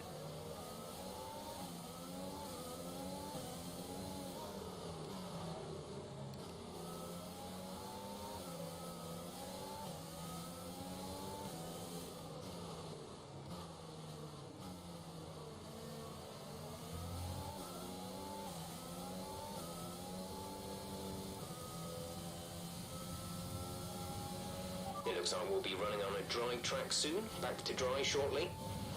Do I know what Kimmy's doing? Hell no.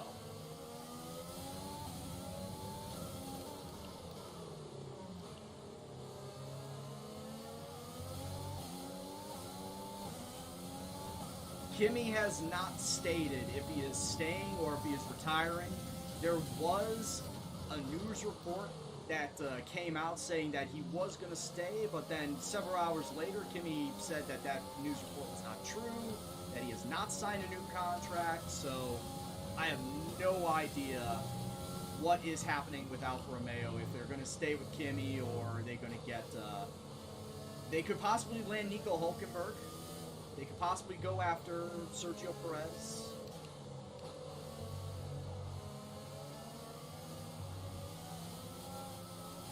Two hot free agent drivers right now. Merman says that Kimi stays one more year.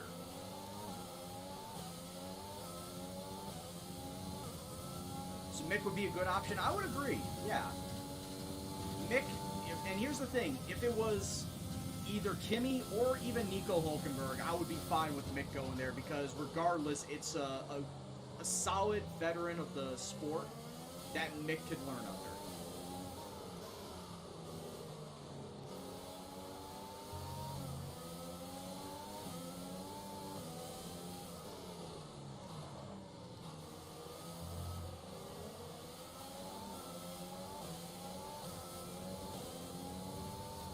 Whoa! Spinning.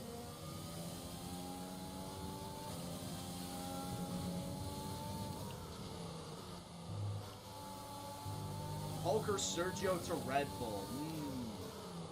That's a very spicy prospect, but would it actually happen? Push now. We're boxing this lap.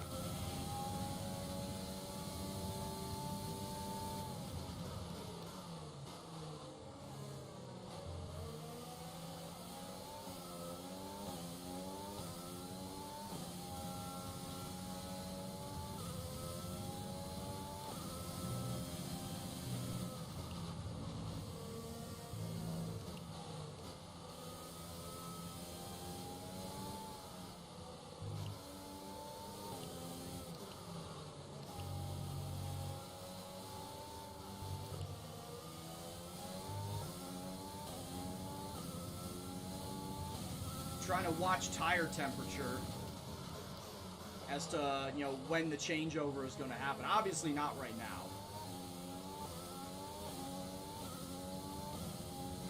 It's going to be Verstappen and Gasly for the Red Bull team, is what I'm thinking. No, Kvyat, if anything, I thought Kvyat would be leaving. If anything, I could see Kvyat leaving. A new strategy is available on the MFD.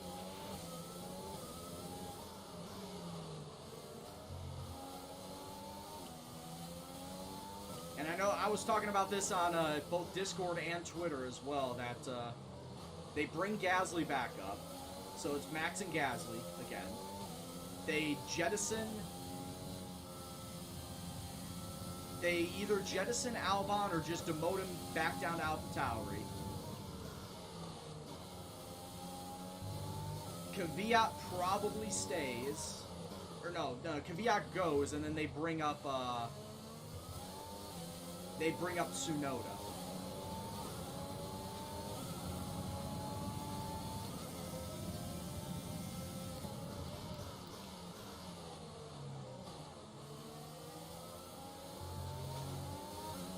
Right, come in at the end of this lap.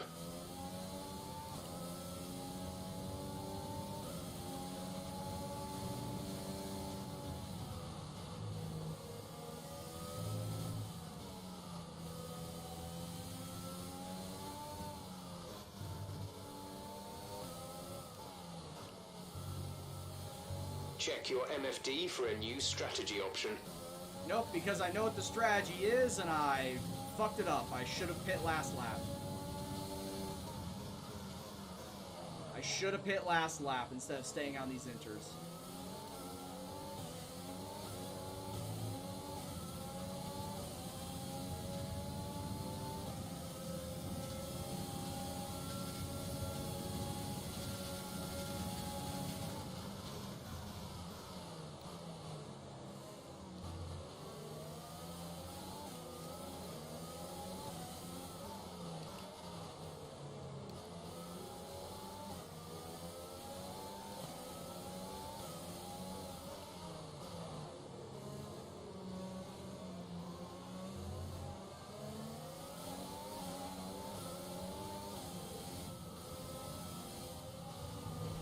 George is coming in for his stop.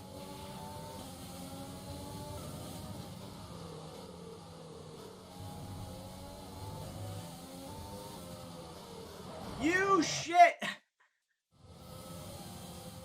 You shit, bitch, because I was Check your coming MFD around. for a new strategy option.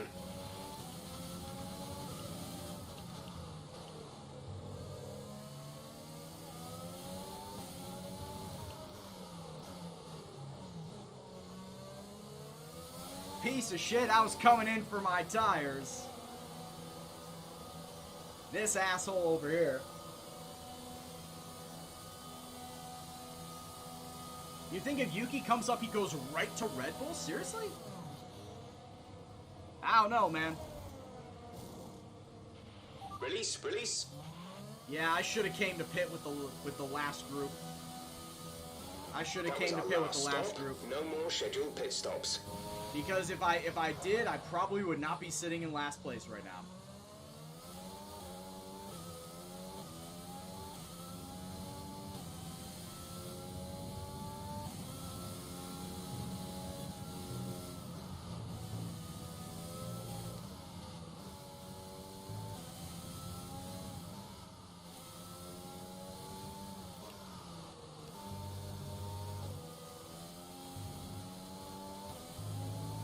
Also, starting by taking 2 laps of fuel out, that was a bad idea too. At most, I probably should have taken just 1 lap of fuel off. Because now I'm sitting here with 0.3 laps of fuel left in the tank to go 5 laps to try to push, and it's not going to work. It's not going to happen. So, bad strategy by me all around.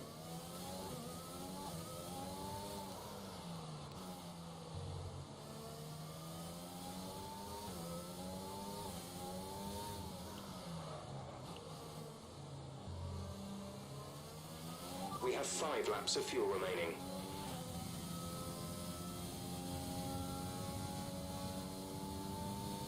That's quitters talk. Nah, we're not taking that penalty. Sorry, sorry, Skippy, that ain't happening. And now that it's dry, yes, that will count as 1 flashback.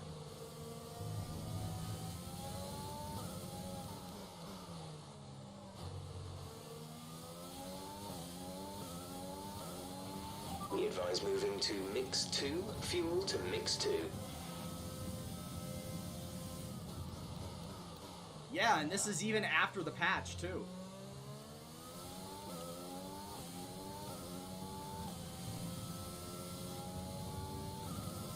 Vettel doing work with the car that should not be doing as good as it should be, even post-patch.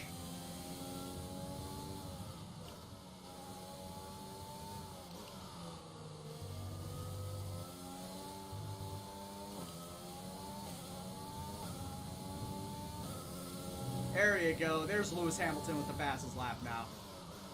As you expect him to. Lance Stroll's out of the session. I'm not going to be last. Ha ha! Get fucked, Daddy's boy.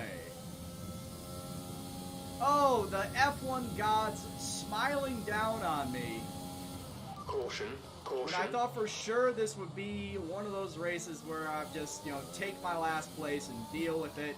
Nope, Lance Stroll crashes out of the race. And I am not going to be last.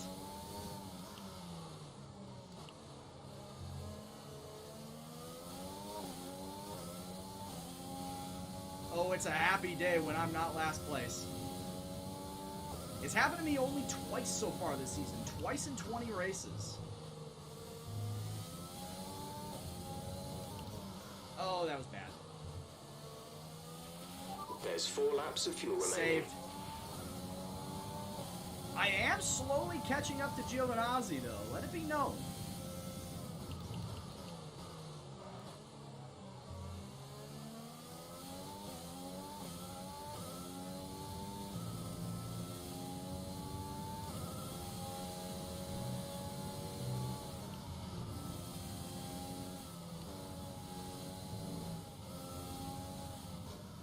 Oh, my DRS flap is closed shut. God damn it.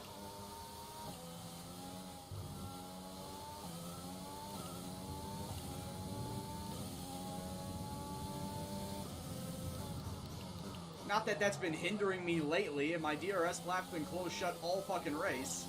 But now it is welded shut now. I cannot open it even if I get within DRS range of Giovinazzi. And what a perfect time to do that. Thanks, game. I appreciate it. I'm closing in on Gio. Have the potential to DRS him. And then the game says, nope. Randomly hands me a welded shut DRS flap. Yeah, I know, just my luck, eh?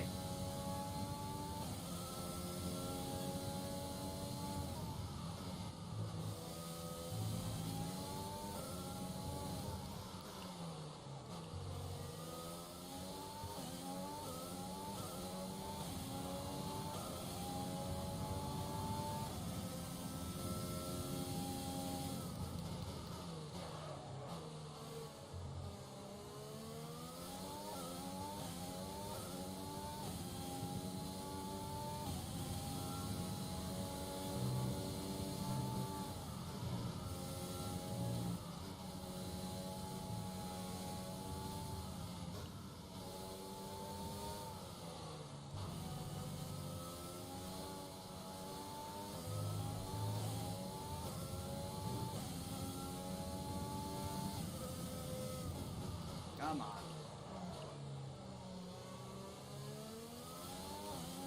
Better than Latifi? Oh no, at the very start of this career, I was as slow as Latifi. I'm not even gonna lie. It's like, why did I even replace Latifi if I am going to be Latifi?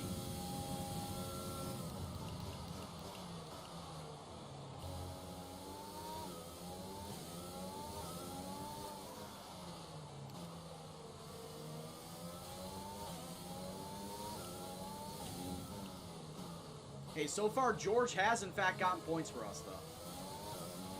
We've only got 2 laps of fuel left. George does legit have points for us. I almost got points at Russia, but once again, bad strategy hindered me there.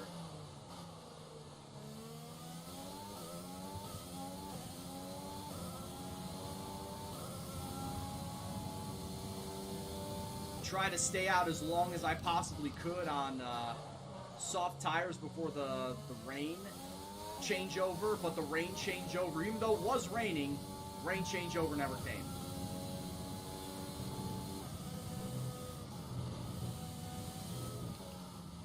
Yeah, whatever, I'll take that time penalty. If I'm going to be finishing back here at 19th, I'll just take the time penalty and be done with it.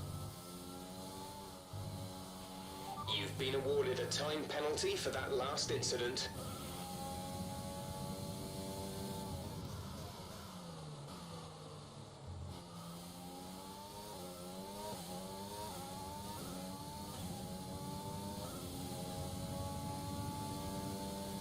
Giovinazzi is just opening up all the gates. He's got like DRS, or not DRS, but he's got overtake button pressed. He's got rich fuel going. He is actively moving away from me.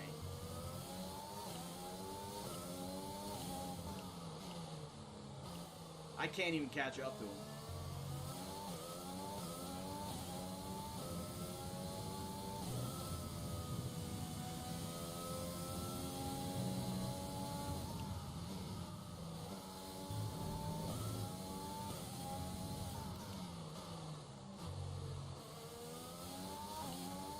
But I think the good news here we can take away is that we are not finishing in last place.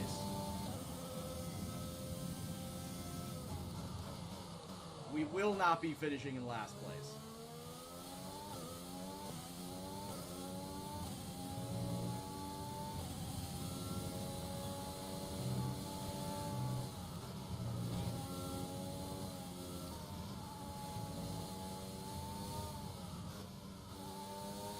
Lewis Hamilton is your race winner. as expected.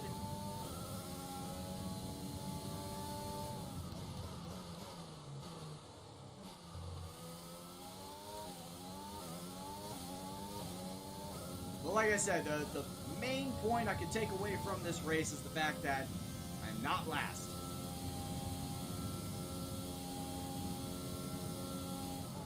I have no idea who that person is, Tykesman. Less than a lap of fuel now. The tank is empty.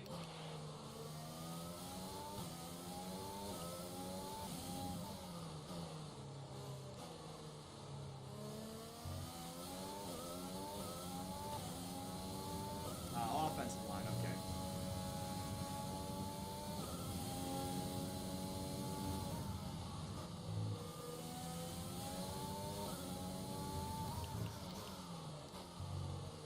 And coming across the line, not last place. That's the biggest thing I can race say. over.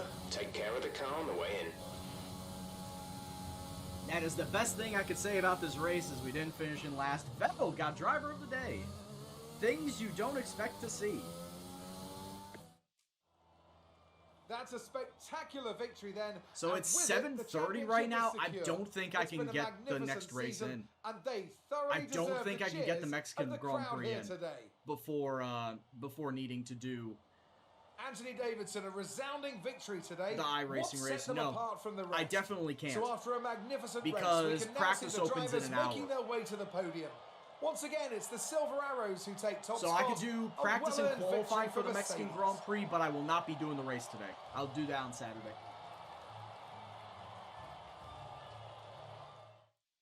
So once again, it is Hamilton, Bottas, and Max Verstappen is your top three. Gee, I wonder if I've seen this before IRL. Oh wait, I have multiple times. So, let's says the game's review not the realistic? driver standings. It's a great result for Lewis Hamilton. So here's your top 10. Leclerc finishes in 4th. Sainz, Albon, Ricardo, Gasly, Norris, and Ocon. Those are your top 10. Sebastian Vettel just barely missing out on points. George Russell finishing up there in 13th. Not bad. He's doing well with the car that I'm building out. But once again, I feel like I should have stopped for soft tires with that first pack. Because that first pack, I think, was only like 6 cars deep. I should have went in with that first pack, and probably I would not have come in last place. Well, I mean, I understand I technically didn't, but I mean, I probably could have finished higher up. I probably could have been, a couple spots higher, maybe 16th, 17th, if I went with that first pack instead of the second pack. Oh, damn. Moves further ahead at the top of the table. Now, let's discuss And then the rest of the grouping, as we saw, we see Vettel, Perez, Russell, Grosjean, Kvyat, Kimi, Magnussen, Giovinazzi, myself, and of course Lance Stroll. Who DNFing. would you say is a contender for As far as driver the standings of the day? go, It's got to be- hey, it's Mercedes at the top of the table. Who would have guessed? Ferrari 2nd, Red Bull 3rd, McLaren 4th, Racing Point. It's Hamilton. I mean, he pulled. Renault in 6th. That's a bit of a downer. But as I may mention, hey, we've got points on the board, all thanks to George Russell's eighth place finish at Singapore. That is how Williams don't have that big fat goose egg sitting next Some to their impressive feats out on the track today, even by. name. I don't want to listen to you anymore, Anthony Davidson. Good day today. Let's have your take Once on again, Claire, you lying. Why How's your you grid always penalty going to affect your lying? strategy going into the race? I mean, we're past that already. The race The is weather over. was miserable today, but do you feel this was an advantage for you? It's like, I do hope that you know the race is over. Do you have any comments about this team? They're a good team. It's Mercedes. What do you want me to say about Mercedes? Great. Well, that's everything. That I haven't already said about they're winning everything. They always win. Touchdown Wentz to who? Was it a running play or did he pass it to somebody? You gotta help me out here because I have Travis Fulgham on my team, man. I've got Eagles players on my team and I need to know. I gots to know, my man. It was rushing? Ah, gotcha. That sucks. I hate it. Thanks, I hate it. All right. Well, we are officially done with the good old US of A.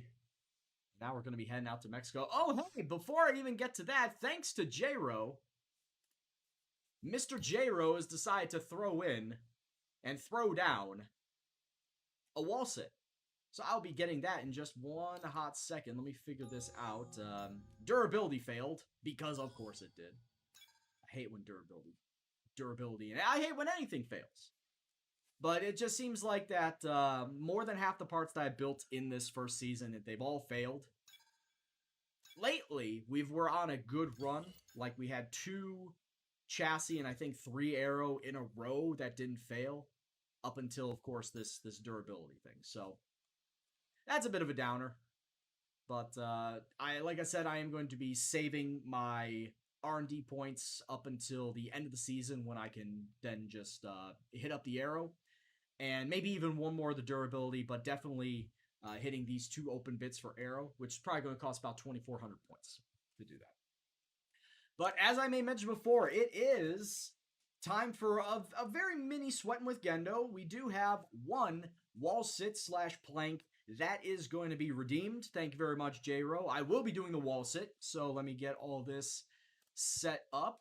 And once again, I appreciate you for doing that. And of course, to have a little bit of sweating music to go along with it. 1 minute of wall sitting.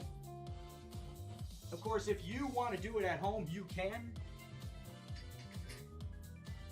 This is, of course, a very, very interactive stream where chat participation is encouraged, but if you don't want to, you don't have to. I'm not your real dad, so you don't have to listen to me. All right, 1 minute of wall sit on the clock. All right, we are down 90-degree angle. 90-degree angle. Get this bad boy going. Because I know there was somebody that was calling me out for it, and I've said before, it's like I'm doing 90 degrees ever since I've been more comfortable with doing the wall sits. I've been doing 90-degree legs for months now. So this is not a problem. Just gotta zen it. Just gotta breathe in, breathe out.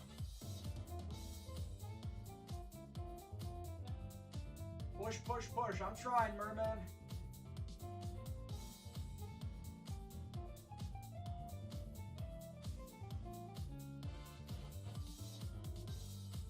Oh, 15 more seconds.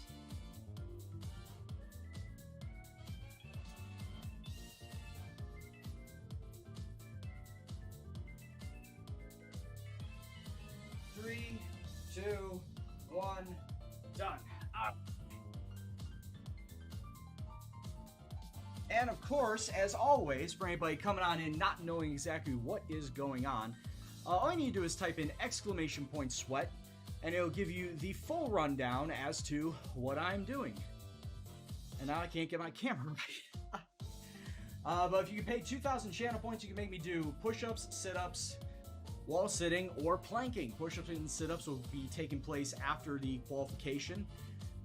Before the actual race, and the wall sitting and planking takes place after the race. It's all about a health initiative, and if you want to see me work out, you want to see me sweat for your amusement, you can absolutely go wild with it.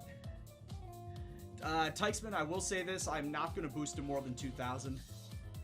I think I'm okay with having it set at 2,000 right now.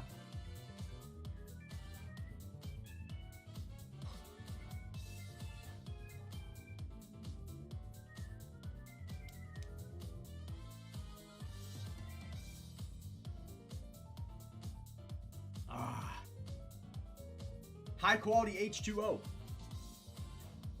In the words of Bobby Boucher. If you've never seen The Water Boy, I highly recommend that you go do it. It's not a waste of your time. Alright, so before I go ahead, let me get my practice engine in here, because of course, I may have an engine that will last me through to the rest of the season, but that does not mean that I don't have a practice engine that I still want to use, because I still have good enough parts for a practice engine. So we'll move over. I'm being punished with a shit car. Yeah, that's putting it very, very lightly, Tykesman. I'm definitely getting punished with this shit ass car. And as you can see, nothing else has changed. Williams has not yet put in anything for aero, for chassis, or for powertrain, so that is staying Spec 1 for right now, which in the grand scheme of things is not good, because for chassis, I just have 3 things in my R&D tree left to build out before I hit that brick wall of I need Spec 2 opened up to get the rest of, or just to further the build out of the chassis. As I am showing you right here, those are the 3 things I can only touch. Everything else that is hidden behind question marks are either Spec 2 or Spec 3. So I need Williams. If they want me to build out the chassis more, I need them to invest in the chassis facility. Otherwise, once I build these 3 out, that's it. I just gotta leave it as is because I can't do anything. I can't build anything out. Same thing here with the engine. The engine, as you can see right here, this is Spec 2. If I want to, get anything of these further down the line, I need to hope for this to be built out. I mean, I could go, of course, top and bottom with fuel efficiency and ERS stuff, but as it stands right now, if I want engine power is down the middle. As you can clearly see right here. Engine power, that helps. That is probably a little bit of an engine power thing right there. But I can go and branch up to the top for energy recovery system, the ERS stuff, and if I branch to the bottom, this is fuel efficiency stuff built out. But I need to have this if I want to boost my engine, if I want to boost my engine power. As far as the arrow goes, if I branch to the left, it's front downforce. If I branch to the right, it's rear downforce. And down the middle, it's just drag reduction. So, as you can see, brake ducts, probably like DRS as well. So, anything down the middle is all drag reduction stuff. And as you can clearly see, plenty of stuff open. Plenty of stuff open before the need to hit anything as far as needing a Spec 2 facility. And actually, at this point in time, I thought opening this diffuser, I thought it would have, had a branch down. Clearly, it's not. If I crash the car, does it mess up the upgrades? It does not. If I crash the car, I have a choice to either just DNF and finish the race like that, or I can use a flashback and go back to like 5, 6, 7 seconds previously and continue the race from there. But no, it does not mess up my upgrades. The only way that my upgrades would mess up is if I chose to develop. As you can see down there, development, standard and development rush. Each of those has a failure chance attached to it. If I went with a development standard, the base failure chance is 30%. If I went development rush, the base failure chance for that is 55%. Which, as you build the facilities up, that failure chance goes lower and lower and lower. It doesn't hit 0. It never hits 0, but it just lowers the failure chance. So that is the only time that if you're trying to build up parts for your aero, your powertrain, your chassis, it's based off of that failure chance. So the back end just rolls a random number. If it comes up good, you get the part. If not, you gotta rebuild it. And usually it takes about a Grand Prix or 2 Grand Prix weekends to build out a part.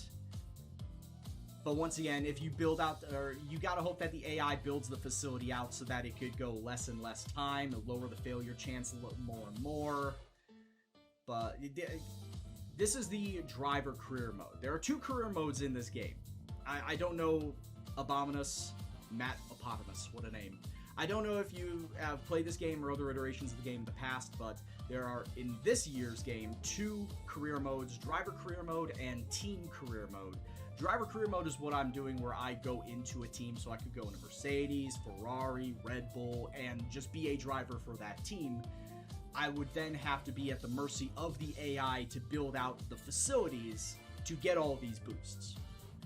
If I went into my team career, which is a brand new mode for this year, and I've done videos on this in the past, check out my YouTube channel, Gendo66, I have full control over that, so I can earn money to then spend on building out those facilities. I can spend on building out the production time or lowering the production time of a certain facility. I can lower the failure chance of a certain part. I can do that because I have full control of the monetary value in my team career. Whereas here in my driver career, I have to hope that the AI in control of the team spends the money wisely, where I want them to. But as it stands right now, they're not developing the facilities that I want them to. I want them to develop into the powertrain, the aero, the chassis. They're putting all the money in the durability, the engine durability, which the first 2 seasons of this career, the engine is always going to be shit. The durability is always going to be shit. You can try and build it out as best you can, but it's always going to be shit. It won't be until like season 3 that you'll see a noticeable change in the engine durability. So why the AI wants to build up the engine durability when I'd rather have them building up any of these other 3 is beyond me. And I'm frankly annoyed at it. So I just gotta hope that over the next season, they actually start building out into these other facilities and not just durability. Alright, so let's go back and drop to the practice difficulty of 80, and the race difficulty is going to go back up to 95. So don't have to worry about that. Mexican Grand Prix. Mexican Grand Prix, as I may mention before, we are not going to race the actual race tonight because in 45 minutes I got to get into my practice for the iRacing Legacy Cup Series League race. So yeah, we are not doing the Mexican Grand Prix tonight. That will be Saturday. And in fact, I might do a 2-race deal on Saturday. We'll do the Mexican Grand Prix and then practice qualifying in the actual Brazilian Grand Prix too. Just as a little bit of an add-on, since, normally I would just do one, but because of the fact of these circumstances going on right now, I might as well have a second race for Saturday. So, I hope you guys are completely okay with staying up late on a Saturday night, so you can see this extra content that we got going on for you. Alright, Mexican Grand Prix. Let's go into it, and let's cross our fingers and hope there's no weather. Please, no weather. I'd rather not deal with any more rain this season. Crossing fingers. Okay, it's cloudy. It is cloudy for the Mexican Grand Prix, which means that there could very well be a little bit of rain. What is the weather forecast going to tell me?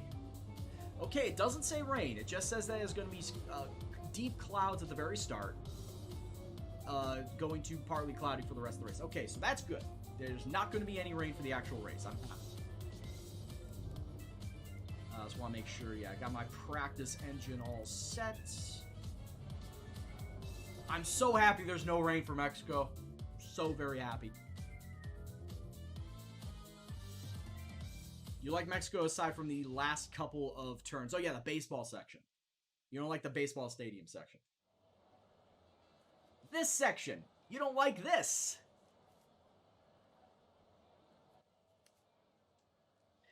Oh, and yes, for those that don't know, that is a baseball stadium. It's called Foro Sol, F-O-R-O space S-O-L. And I don't know which team plays there, because I don't follow Mexican baseball, but yes, that is a baseball stadium during actual baseball season. Happy that they've been integrated into the car, okay? With any luck, you'll be able to feel the improvement, so give them a try. Okie doke, Mexico. And so yeah, I should be able to get everything done here in FP1. So we don't have to worry. Since there's no rain in the actual race, I don't need to do any extra rain practice. We can get everything done here in FP1.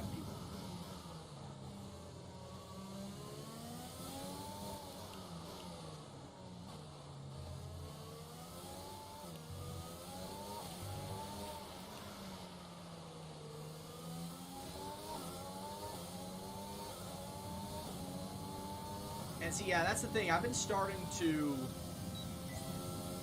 drop it down to fuel mix of 1 lean fuel mixture when I go through the baseball stadium section, just so I can have some decent engine power and I'm not spinning my wheels coming out of it.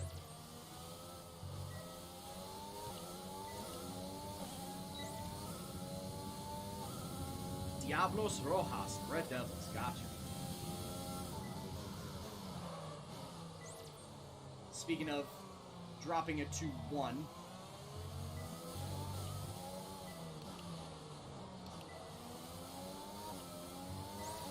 I also dropped the fuel mixture to 1 during the tricky triangle section here, as you see.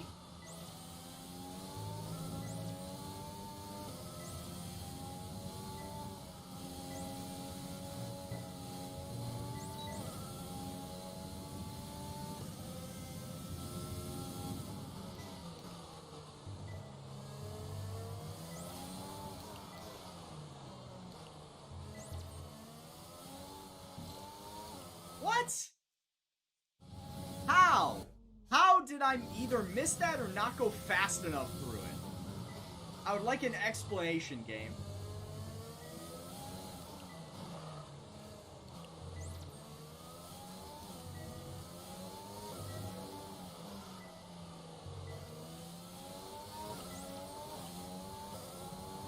Yeah, because then as soon as I come out of it, I immediately get right back up to a fuel mix of 2. So yeah, I would say that if you're having trouble, try and do that. Drop your fuel mix down to 1 so you're not putting too much power into your rear wheels. Because that was something that I had practiced it a little bit, and I saw that it worked. I don't know in the long run if it is viable, but in the short run, it did. In the short run, it worked. Basically, leading up to this corner, I drop it to 1. So, coming out of that corner as well, I don't spin my tires. 1 through the baseball section, and then coming out of the stadium, I then switch it back to 2.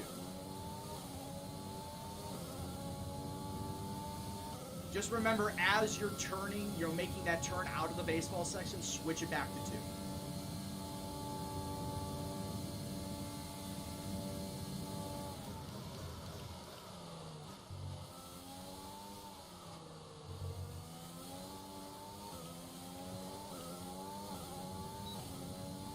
Well, that's not good for me. I don't want the Giants to score touchdowns. What happened to this Eagles defense?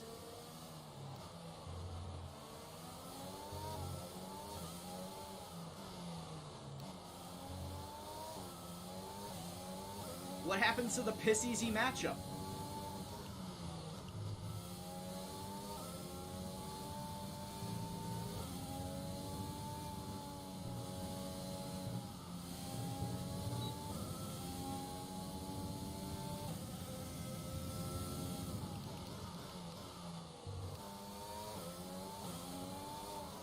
Well, I will say this, though. It's not going to matter after this week because I have...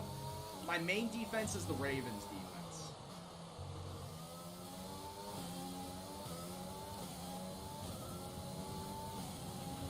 Okay. My main defense is the Ravens defense, and of course the Ravens are off this week, so I had to pick up a streaming defense just to get me by for this week, and I saw the... Hey, Eagles defense was on the waiver wire, and they had the best matchup this entire week. So I'm like, yeah, let's go for it. Going against the Giants? Yeah, the Giants are shit. Let's go do it. And it's already... it's already 7-7. First quarter. Great. Perfect. Kansas City and the Bears defense. Supposedly, the Bears are the number 1 defense in passing touchdowns allowed or rushing touchdowns allowed. I don't remember which. I find that very hard to believe because you wouldn't know. Right? You wouldn't know it because the Bears just seemingly give up touchdowns at will. Also, I don't trust the Chiefs defense with a 10-foot pole because of how spotty they can be.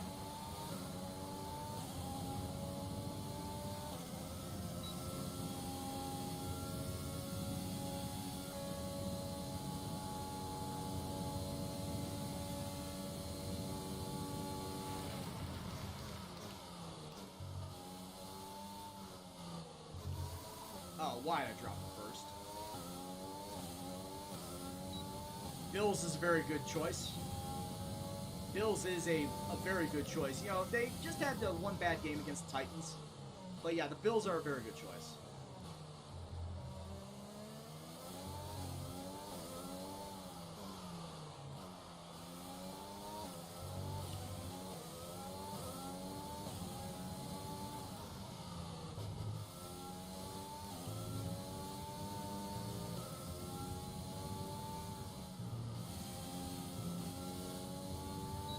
Why would I faint? Your opponent has Brady starting and Wilson on the bench. What is he smoking? Unless he's playing matchup. Seahawks are going against the Cardinals this week. I don't know who the Bucs are going against.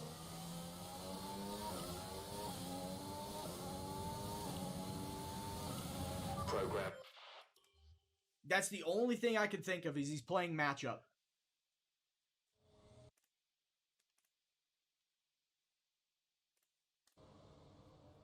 As it stands right now, I'm seeing that my Eagles defense has 8 points, so they must have gotten something.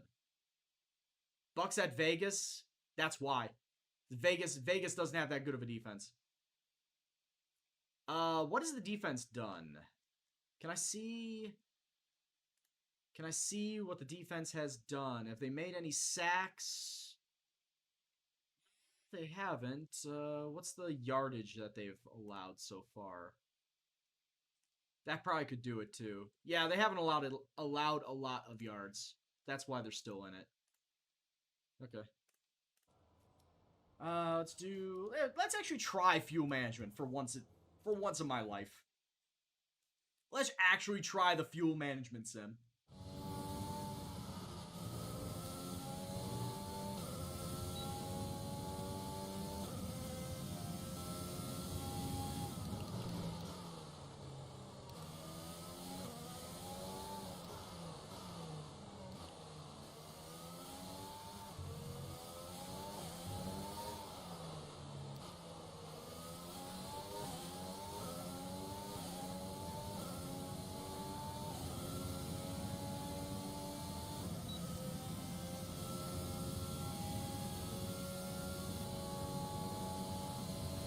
Do I think I can cheese?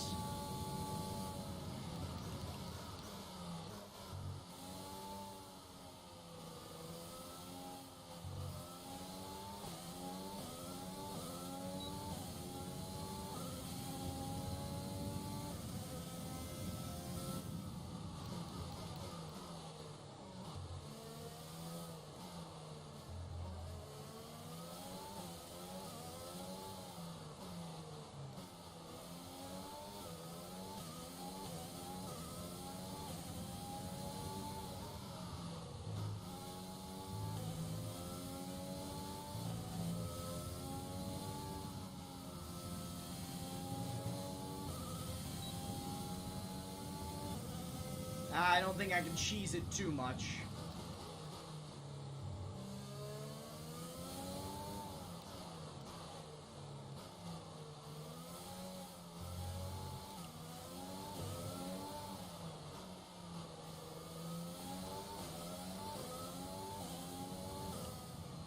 Hey, I actually was able to cheese it test purple. complete. I was actually able to cheese it purple.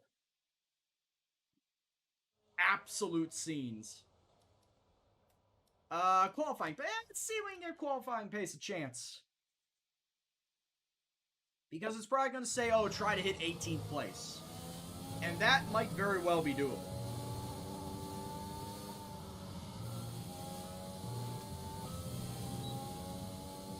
I just got a notification on my Twitter because I originally posted about what the Red Bull and AlphaTauri situations are going to be like. I just got a message from somebody saying that Kvyat being out is official. That Kvyat is, in fact, not going to be back next year. Now, of course, I'm just going by what one guy said on my Twitter account. Can anybody confirm that? Because I have not seen anything on if Kvyat is in or out AlphaTauri next year. But going by what that one guy said, I would like some confirmation, please. is Kvyat actually out for next season?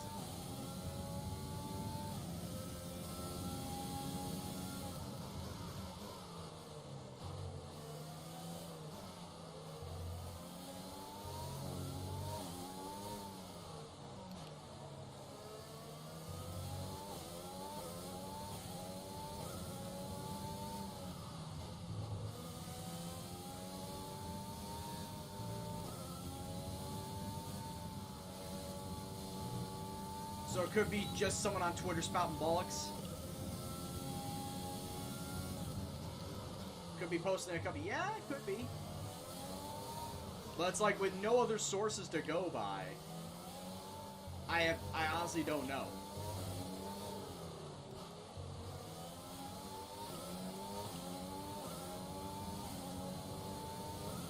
Program complete and a job well done. Yeah, let me look further in on this, because that's like, why are you telling me this when I know I haven't seen anything on it? I haven't seen anything on it. Oh, Polani. Polani, of all fucking people. Polani, really?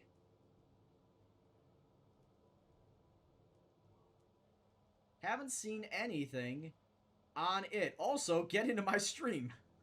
Also, get in on my stream. Yeah, like, legitimately, I've not seen anything on it. You guys haven't seen anything on it. So, yeah, I don't know what to make of it. Yeah, it's fucking Polani telling me on Twitter, like, bitch, you know when I stream. Get in on here and talk. Tell me. Speak to me, man.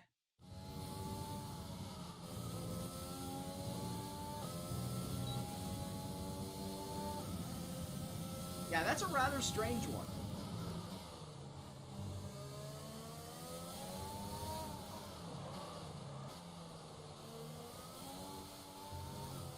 Oh, okay. Mental note, don't do that for the baseball section.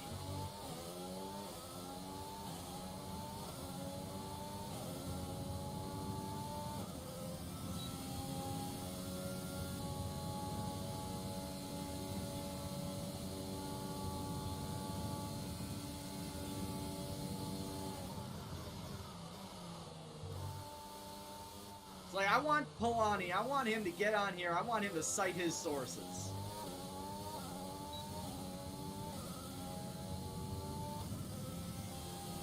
I want to know every damn thing that he knows about this Kvyat not coming back story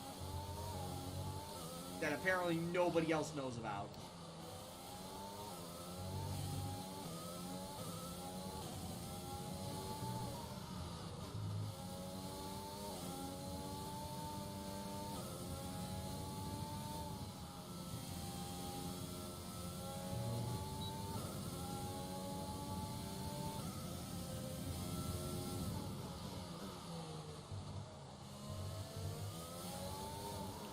I'm still overpowering it into the baseball section.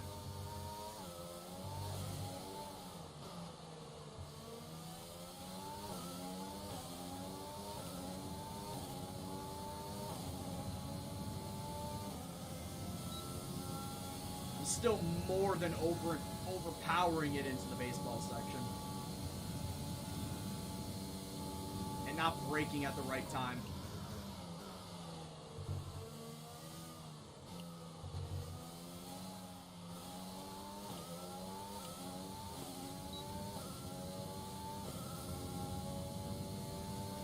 I mean, yeah, if Gasly is going to leave AlphaTauri, it's more than likely going to be to move up to Red Bull, you'd think. To fill the spot left by Alex Albon.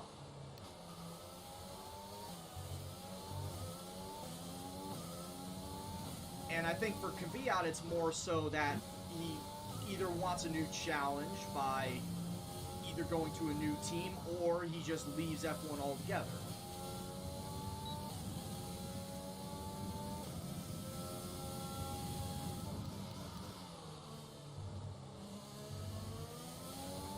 You don't think they'll re-promote Gasly?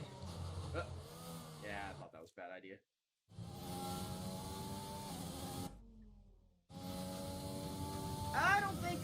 would stop them from bringing him back, if they view him as, you know, having made significant strides, and, well, let's be honest, he did by winning the Italian Grand Prix.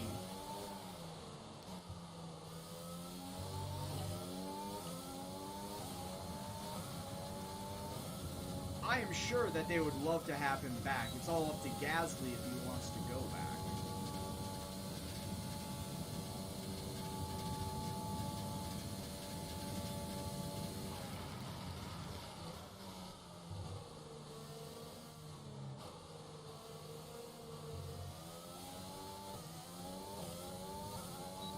Alright, don't take the initial 2 turns like that.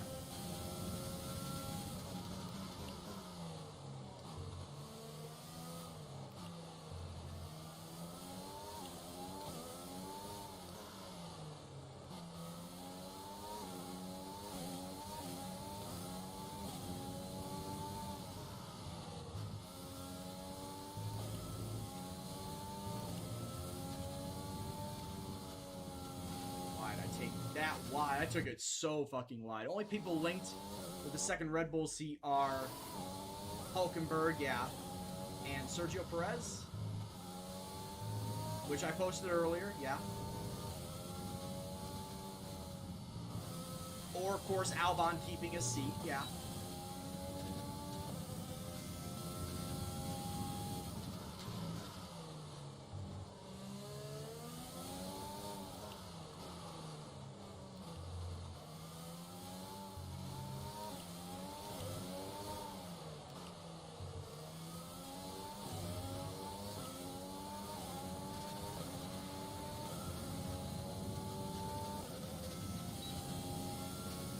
I don't know, man.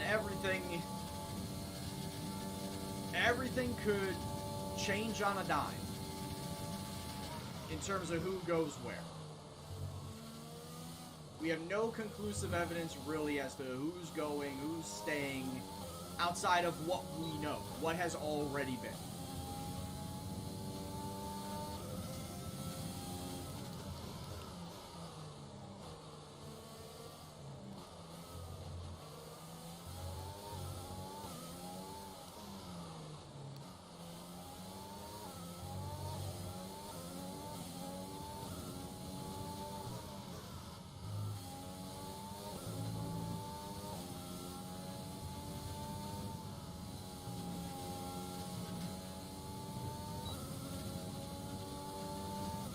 What do I think Red Bull will do without Honda? This actually has been talked about past couple of weeks on the channel. There's rumor that Porsche is going to be coming on in as the new engine manufacturer in 2022, and that's who Red Bull is going to align themselves with. If Red Bull don't make their own engine, they're going to align with Porsche.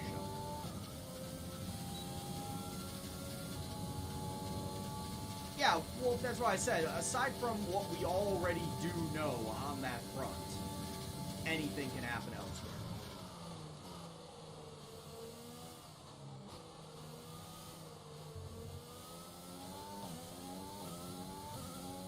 And that's the thing. I wouldn't say that Albon is necessarily a bad driver.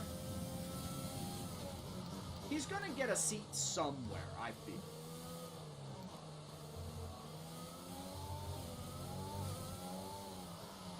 He just hasn't really lived up to probably the standards that Red Bull wanted from him.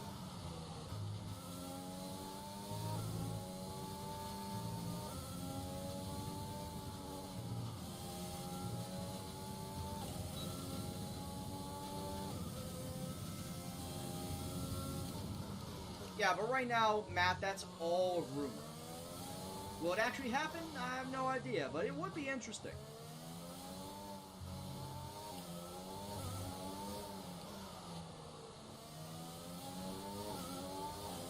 But yeah, currently Honda are with Red Bull up until the end of the 2021 season. After that, then they can do whatever they want, whether build their own engine or, like I said, rumor is Porsche is going to be coming on in as an engine supplier. They could go with Porsche.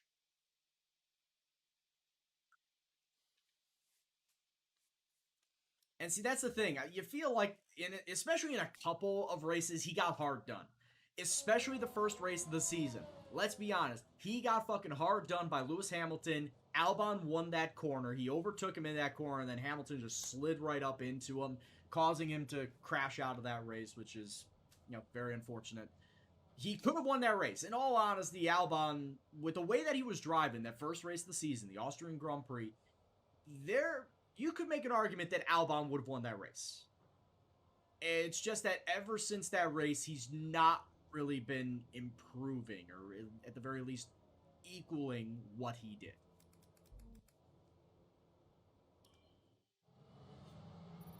Oh yeah, he did. It was straight up, just drove up the track into him.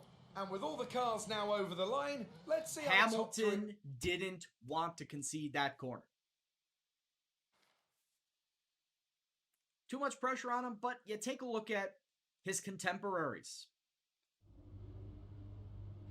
Albon's what, 23, 24? Okay, so is Max. So is George Russell. Lance Stroll, I think, is around that age, too. Leclerc is around that age. Lando Norris is 20. He's younger than him. You could say pressure, but these other drivers have been, with the exception of George, because he's in a shit car, these other drivers have been managing the pressure of driving at the highest stage. So I don't know if pressure is the right word for it, is they can't handle it. Well, actually, now that I think about it, yeah, pressure could be it. When you take a look at everyone else around him. So it could be it. It could be it. But he's got to be, when he got brought up into F1, he came up along with George Russell. He came up along with Leclerc. Like, he came up in the same class. Lance Stroll, Lando Norris. He came up in the same class as those guys. The very same year, I think. 2019. They came up the same year, except Lance Stroll, not Lance Stroll. But they all came up around the same time. So obviously they are valued very highly in their ability as well as their youth.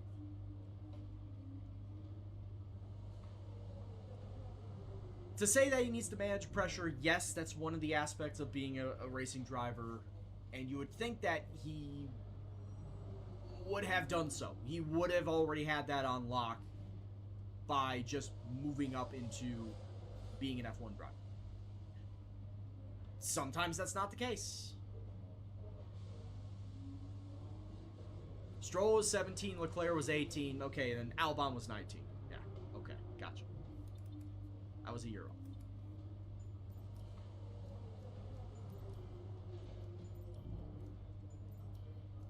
But they are considered his contemporaries because of the fact that they are of the same age, relatively the same age to each other. What's my gearbox look like? 10%? Yeah, we got 3 more races anyway, so it's not like it's going to matter all that much. Alright. Now I won't forget this time. I am going to boost my driver level up to 95 like I should. And let's get that going. Got about 20 minutes until practice opens. So like I said, I'll get through qualifying here, and then we will move on. Move on to the granddaddy. That is racing at Auto Club in the iRacing Legacy Cup Series. So far, Travis Fulgham hasn't really done anything, and I'm not too happy about that, as they just started the second quarter. I picked him up for a goddamn reason. Come on, Carson, target him already.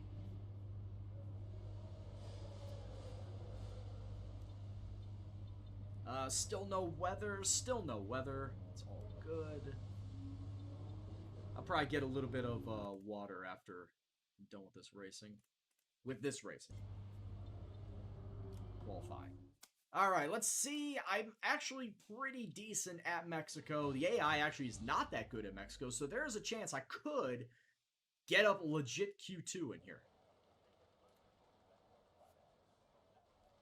I have a legit chance at a Q2 here. It all comes down to, getting the setup right. if this setup is right. Alright, drop the fuel.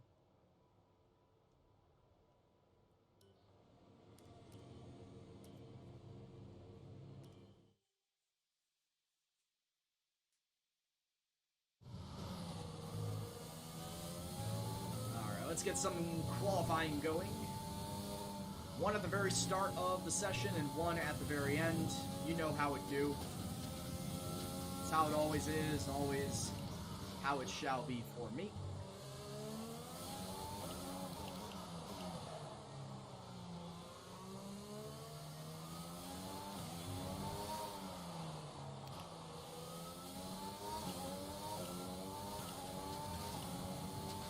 Wolfgamer looking forward to the shit show that is the iRacing Legacy Cup Series. Yeah, that raw speed out of the Williams, the Mercedes engine.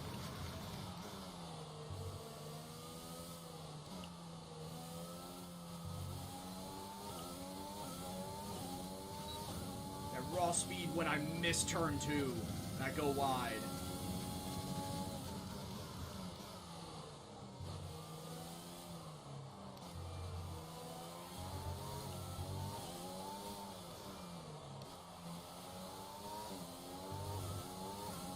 I lost by Tuesday night, so I didn't really need to care about it.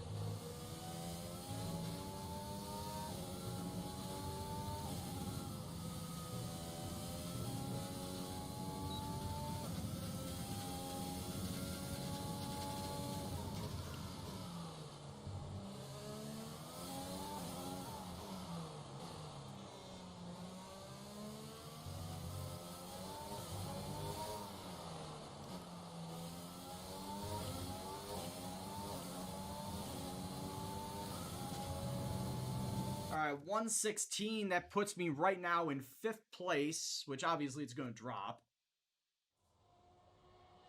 211 isn't bad, but it could be faster, yeah. Obviously it could. But given the car that we're in... Alright, where am I going to be? Ooh, I'm on the cut line right now. I am right on the cut line. I am 15th. And as you can see, I am 800th slower than Esteban Ocon. So if I can find a way to get a 10th, maybe 2/10 faster, I will be safe and get into Q2. I need to find a 10th. Maybe 2/10. And there we go. There's the drop. Alright. So it is official. I need to find a 10th, maybe 2/10 to save myself. And get into Q2.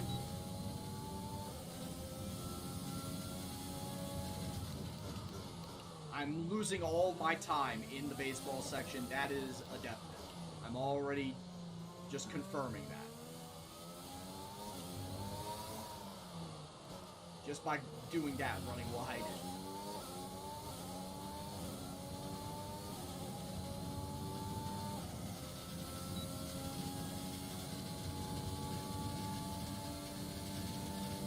Alright, come on, baby.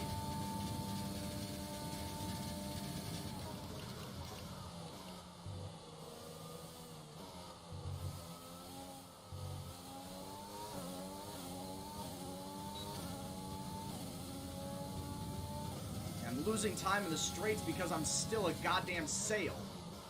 I'm a sailboat. Ah, damn it. Can't slip out like that.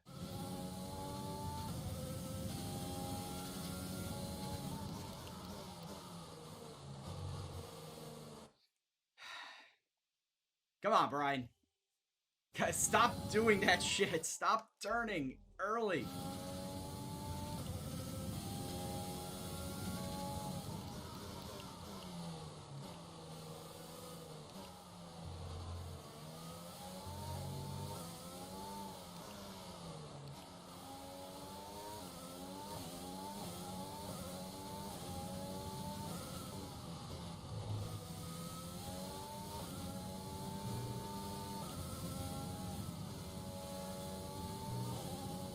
Oh, god damn it.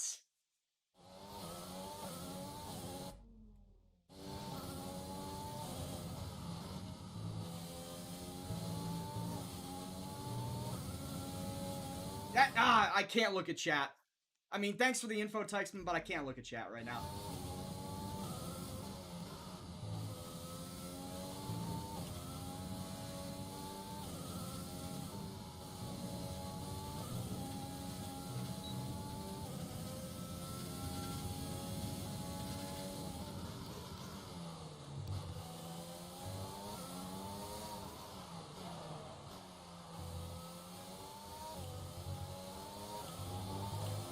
God damn it! Come on, Brian.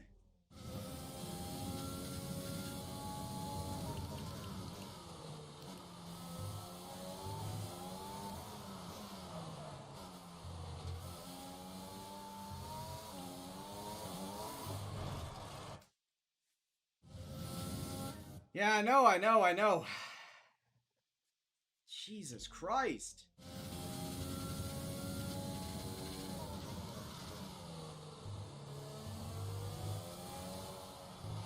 Really? I went over that last time and you didn't give me an invalidated lap time? Jesus Christ.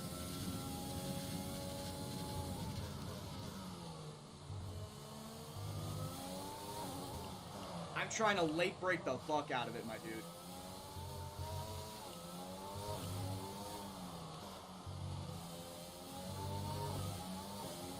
Oh, really?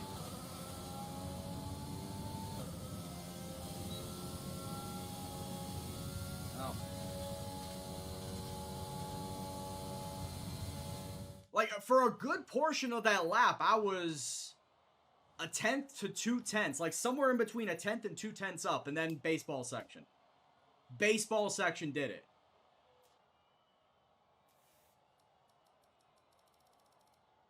Well, okay, it was before the baseball section. That was when I was starting to get squirrely going through the S's.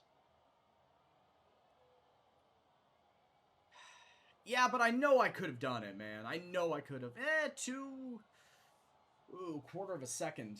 Quarter of a second, actually, at the end of it. I would have beaten Ocon.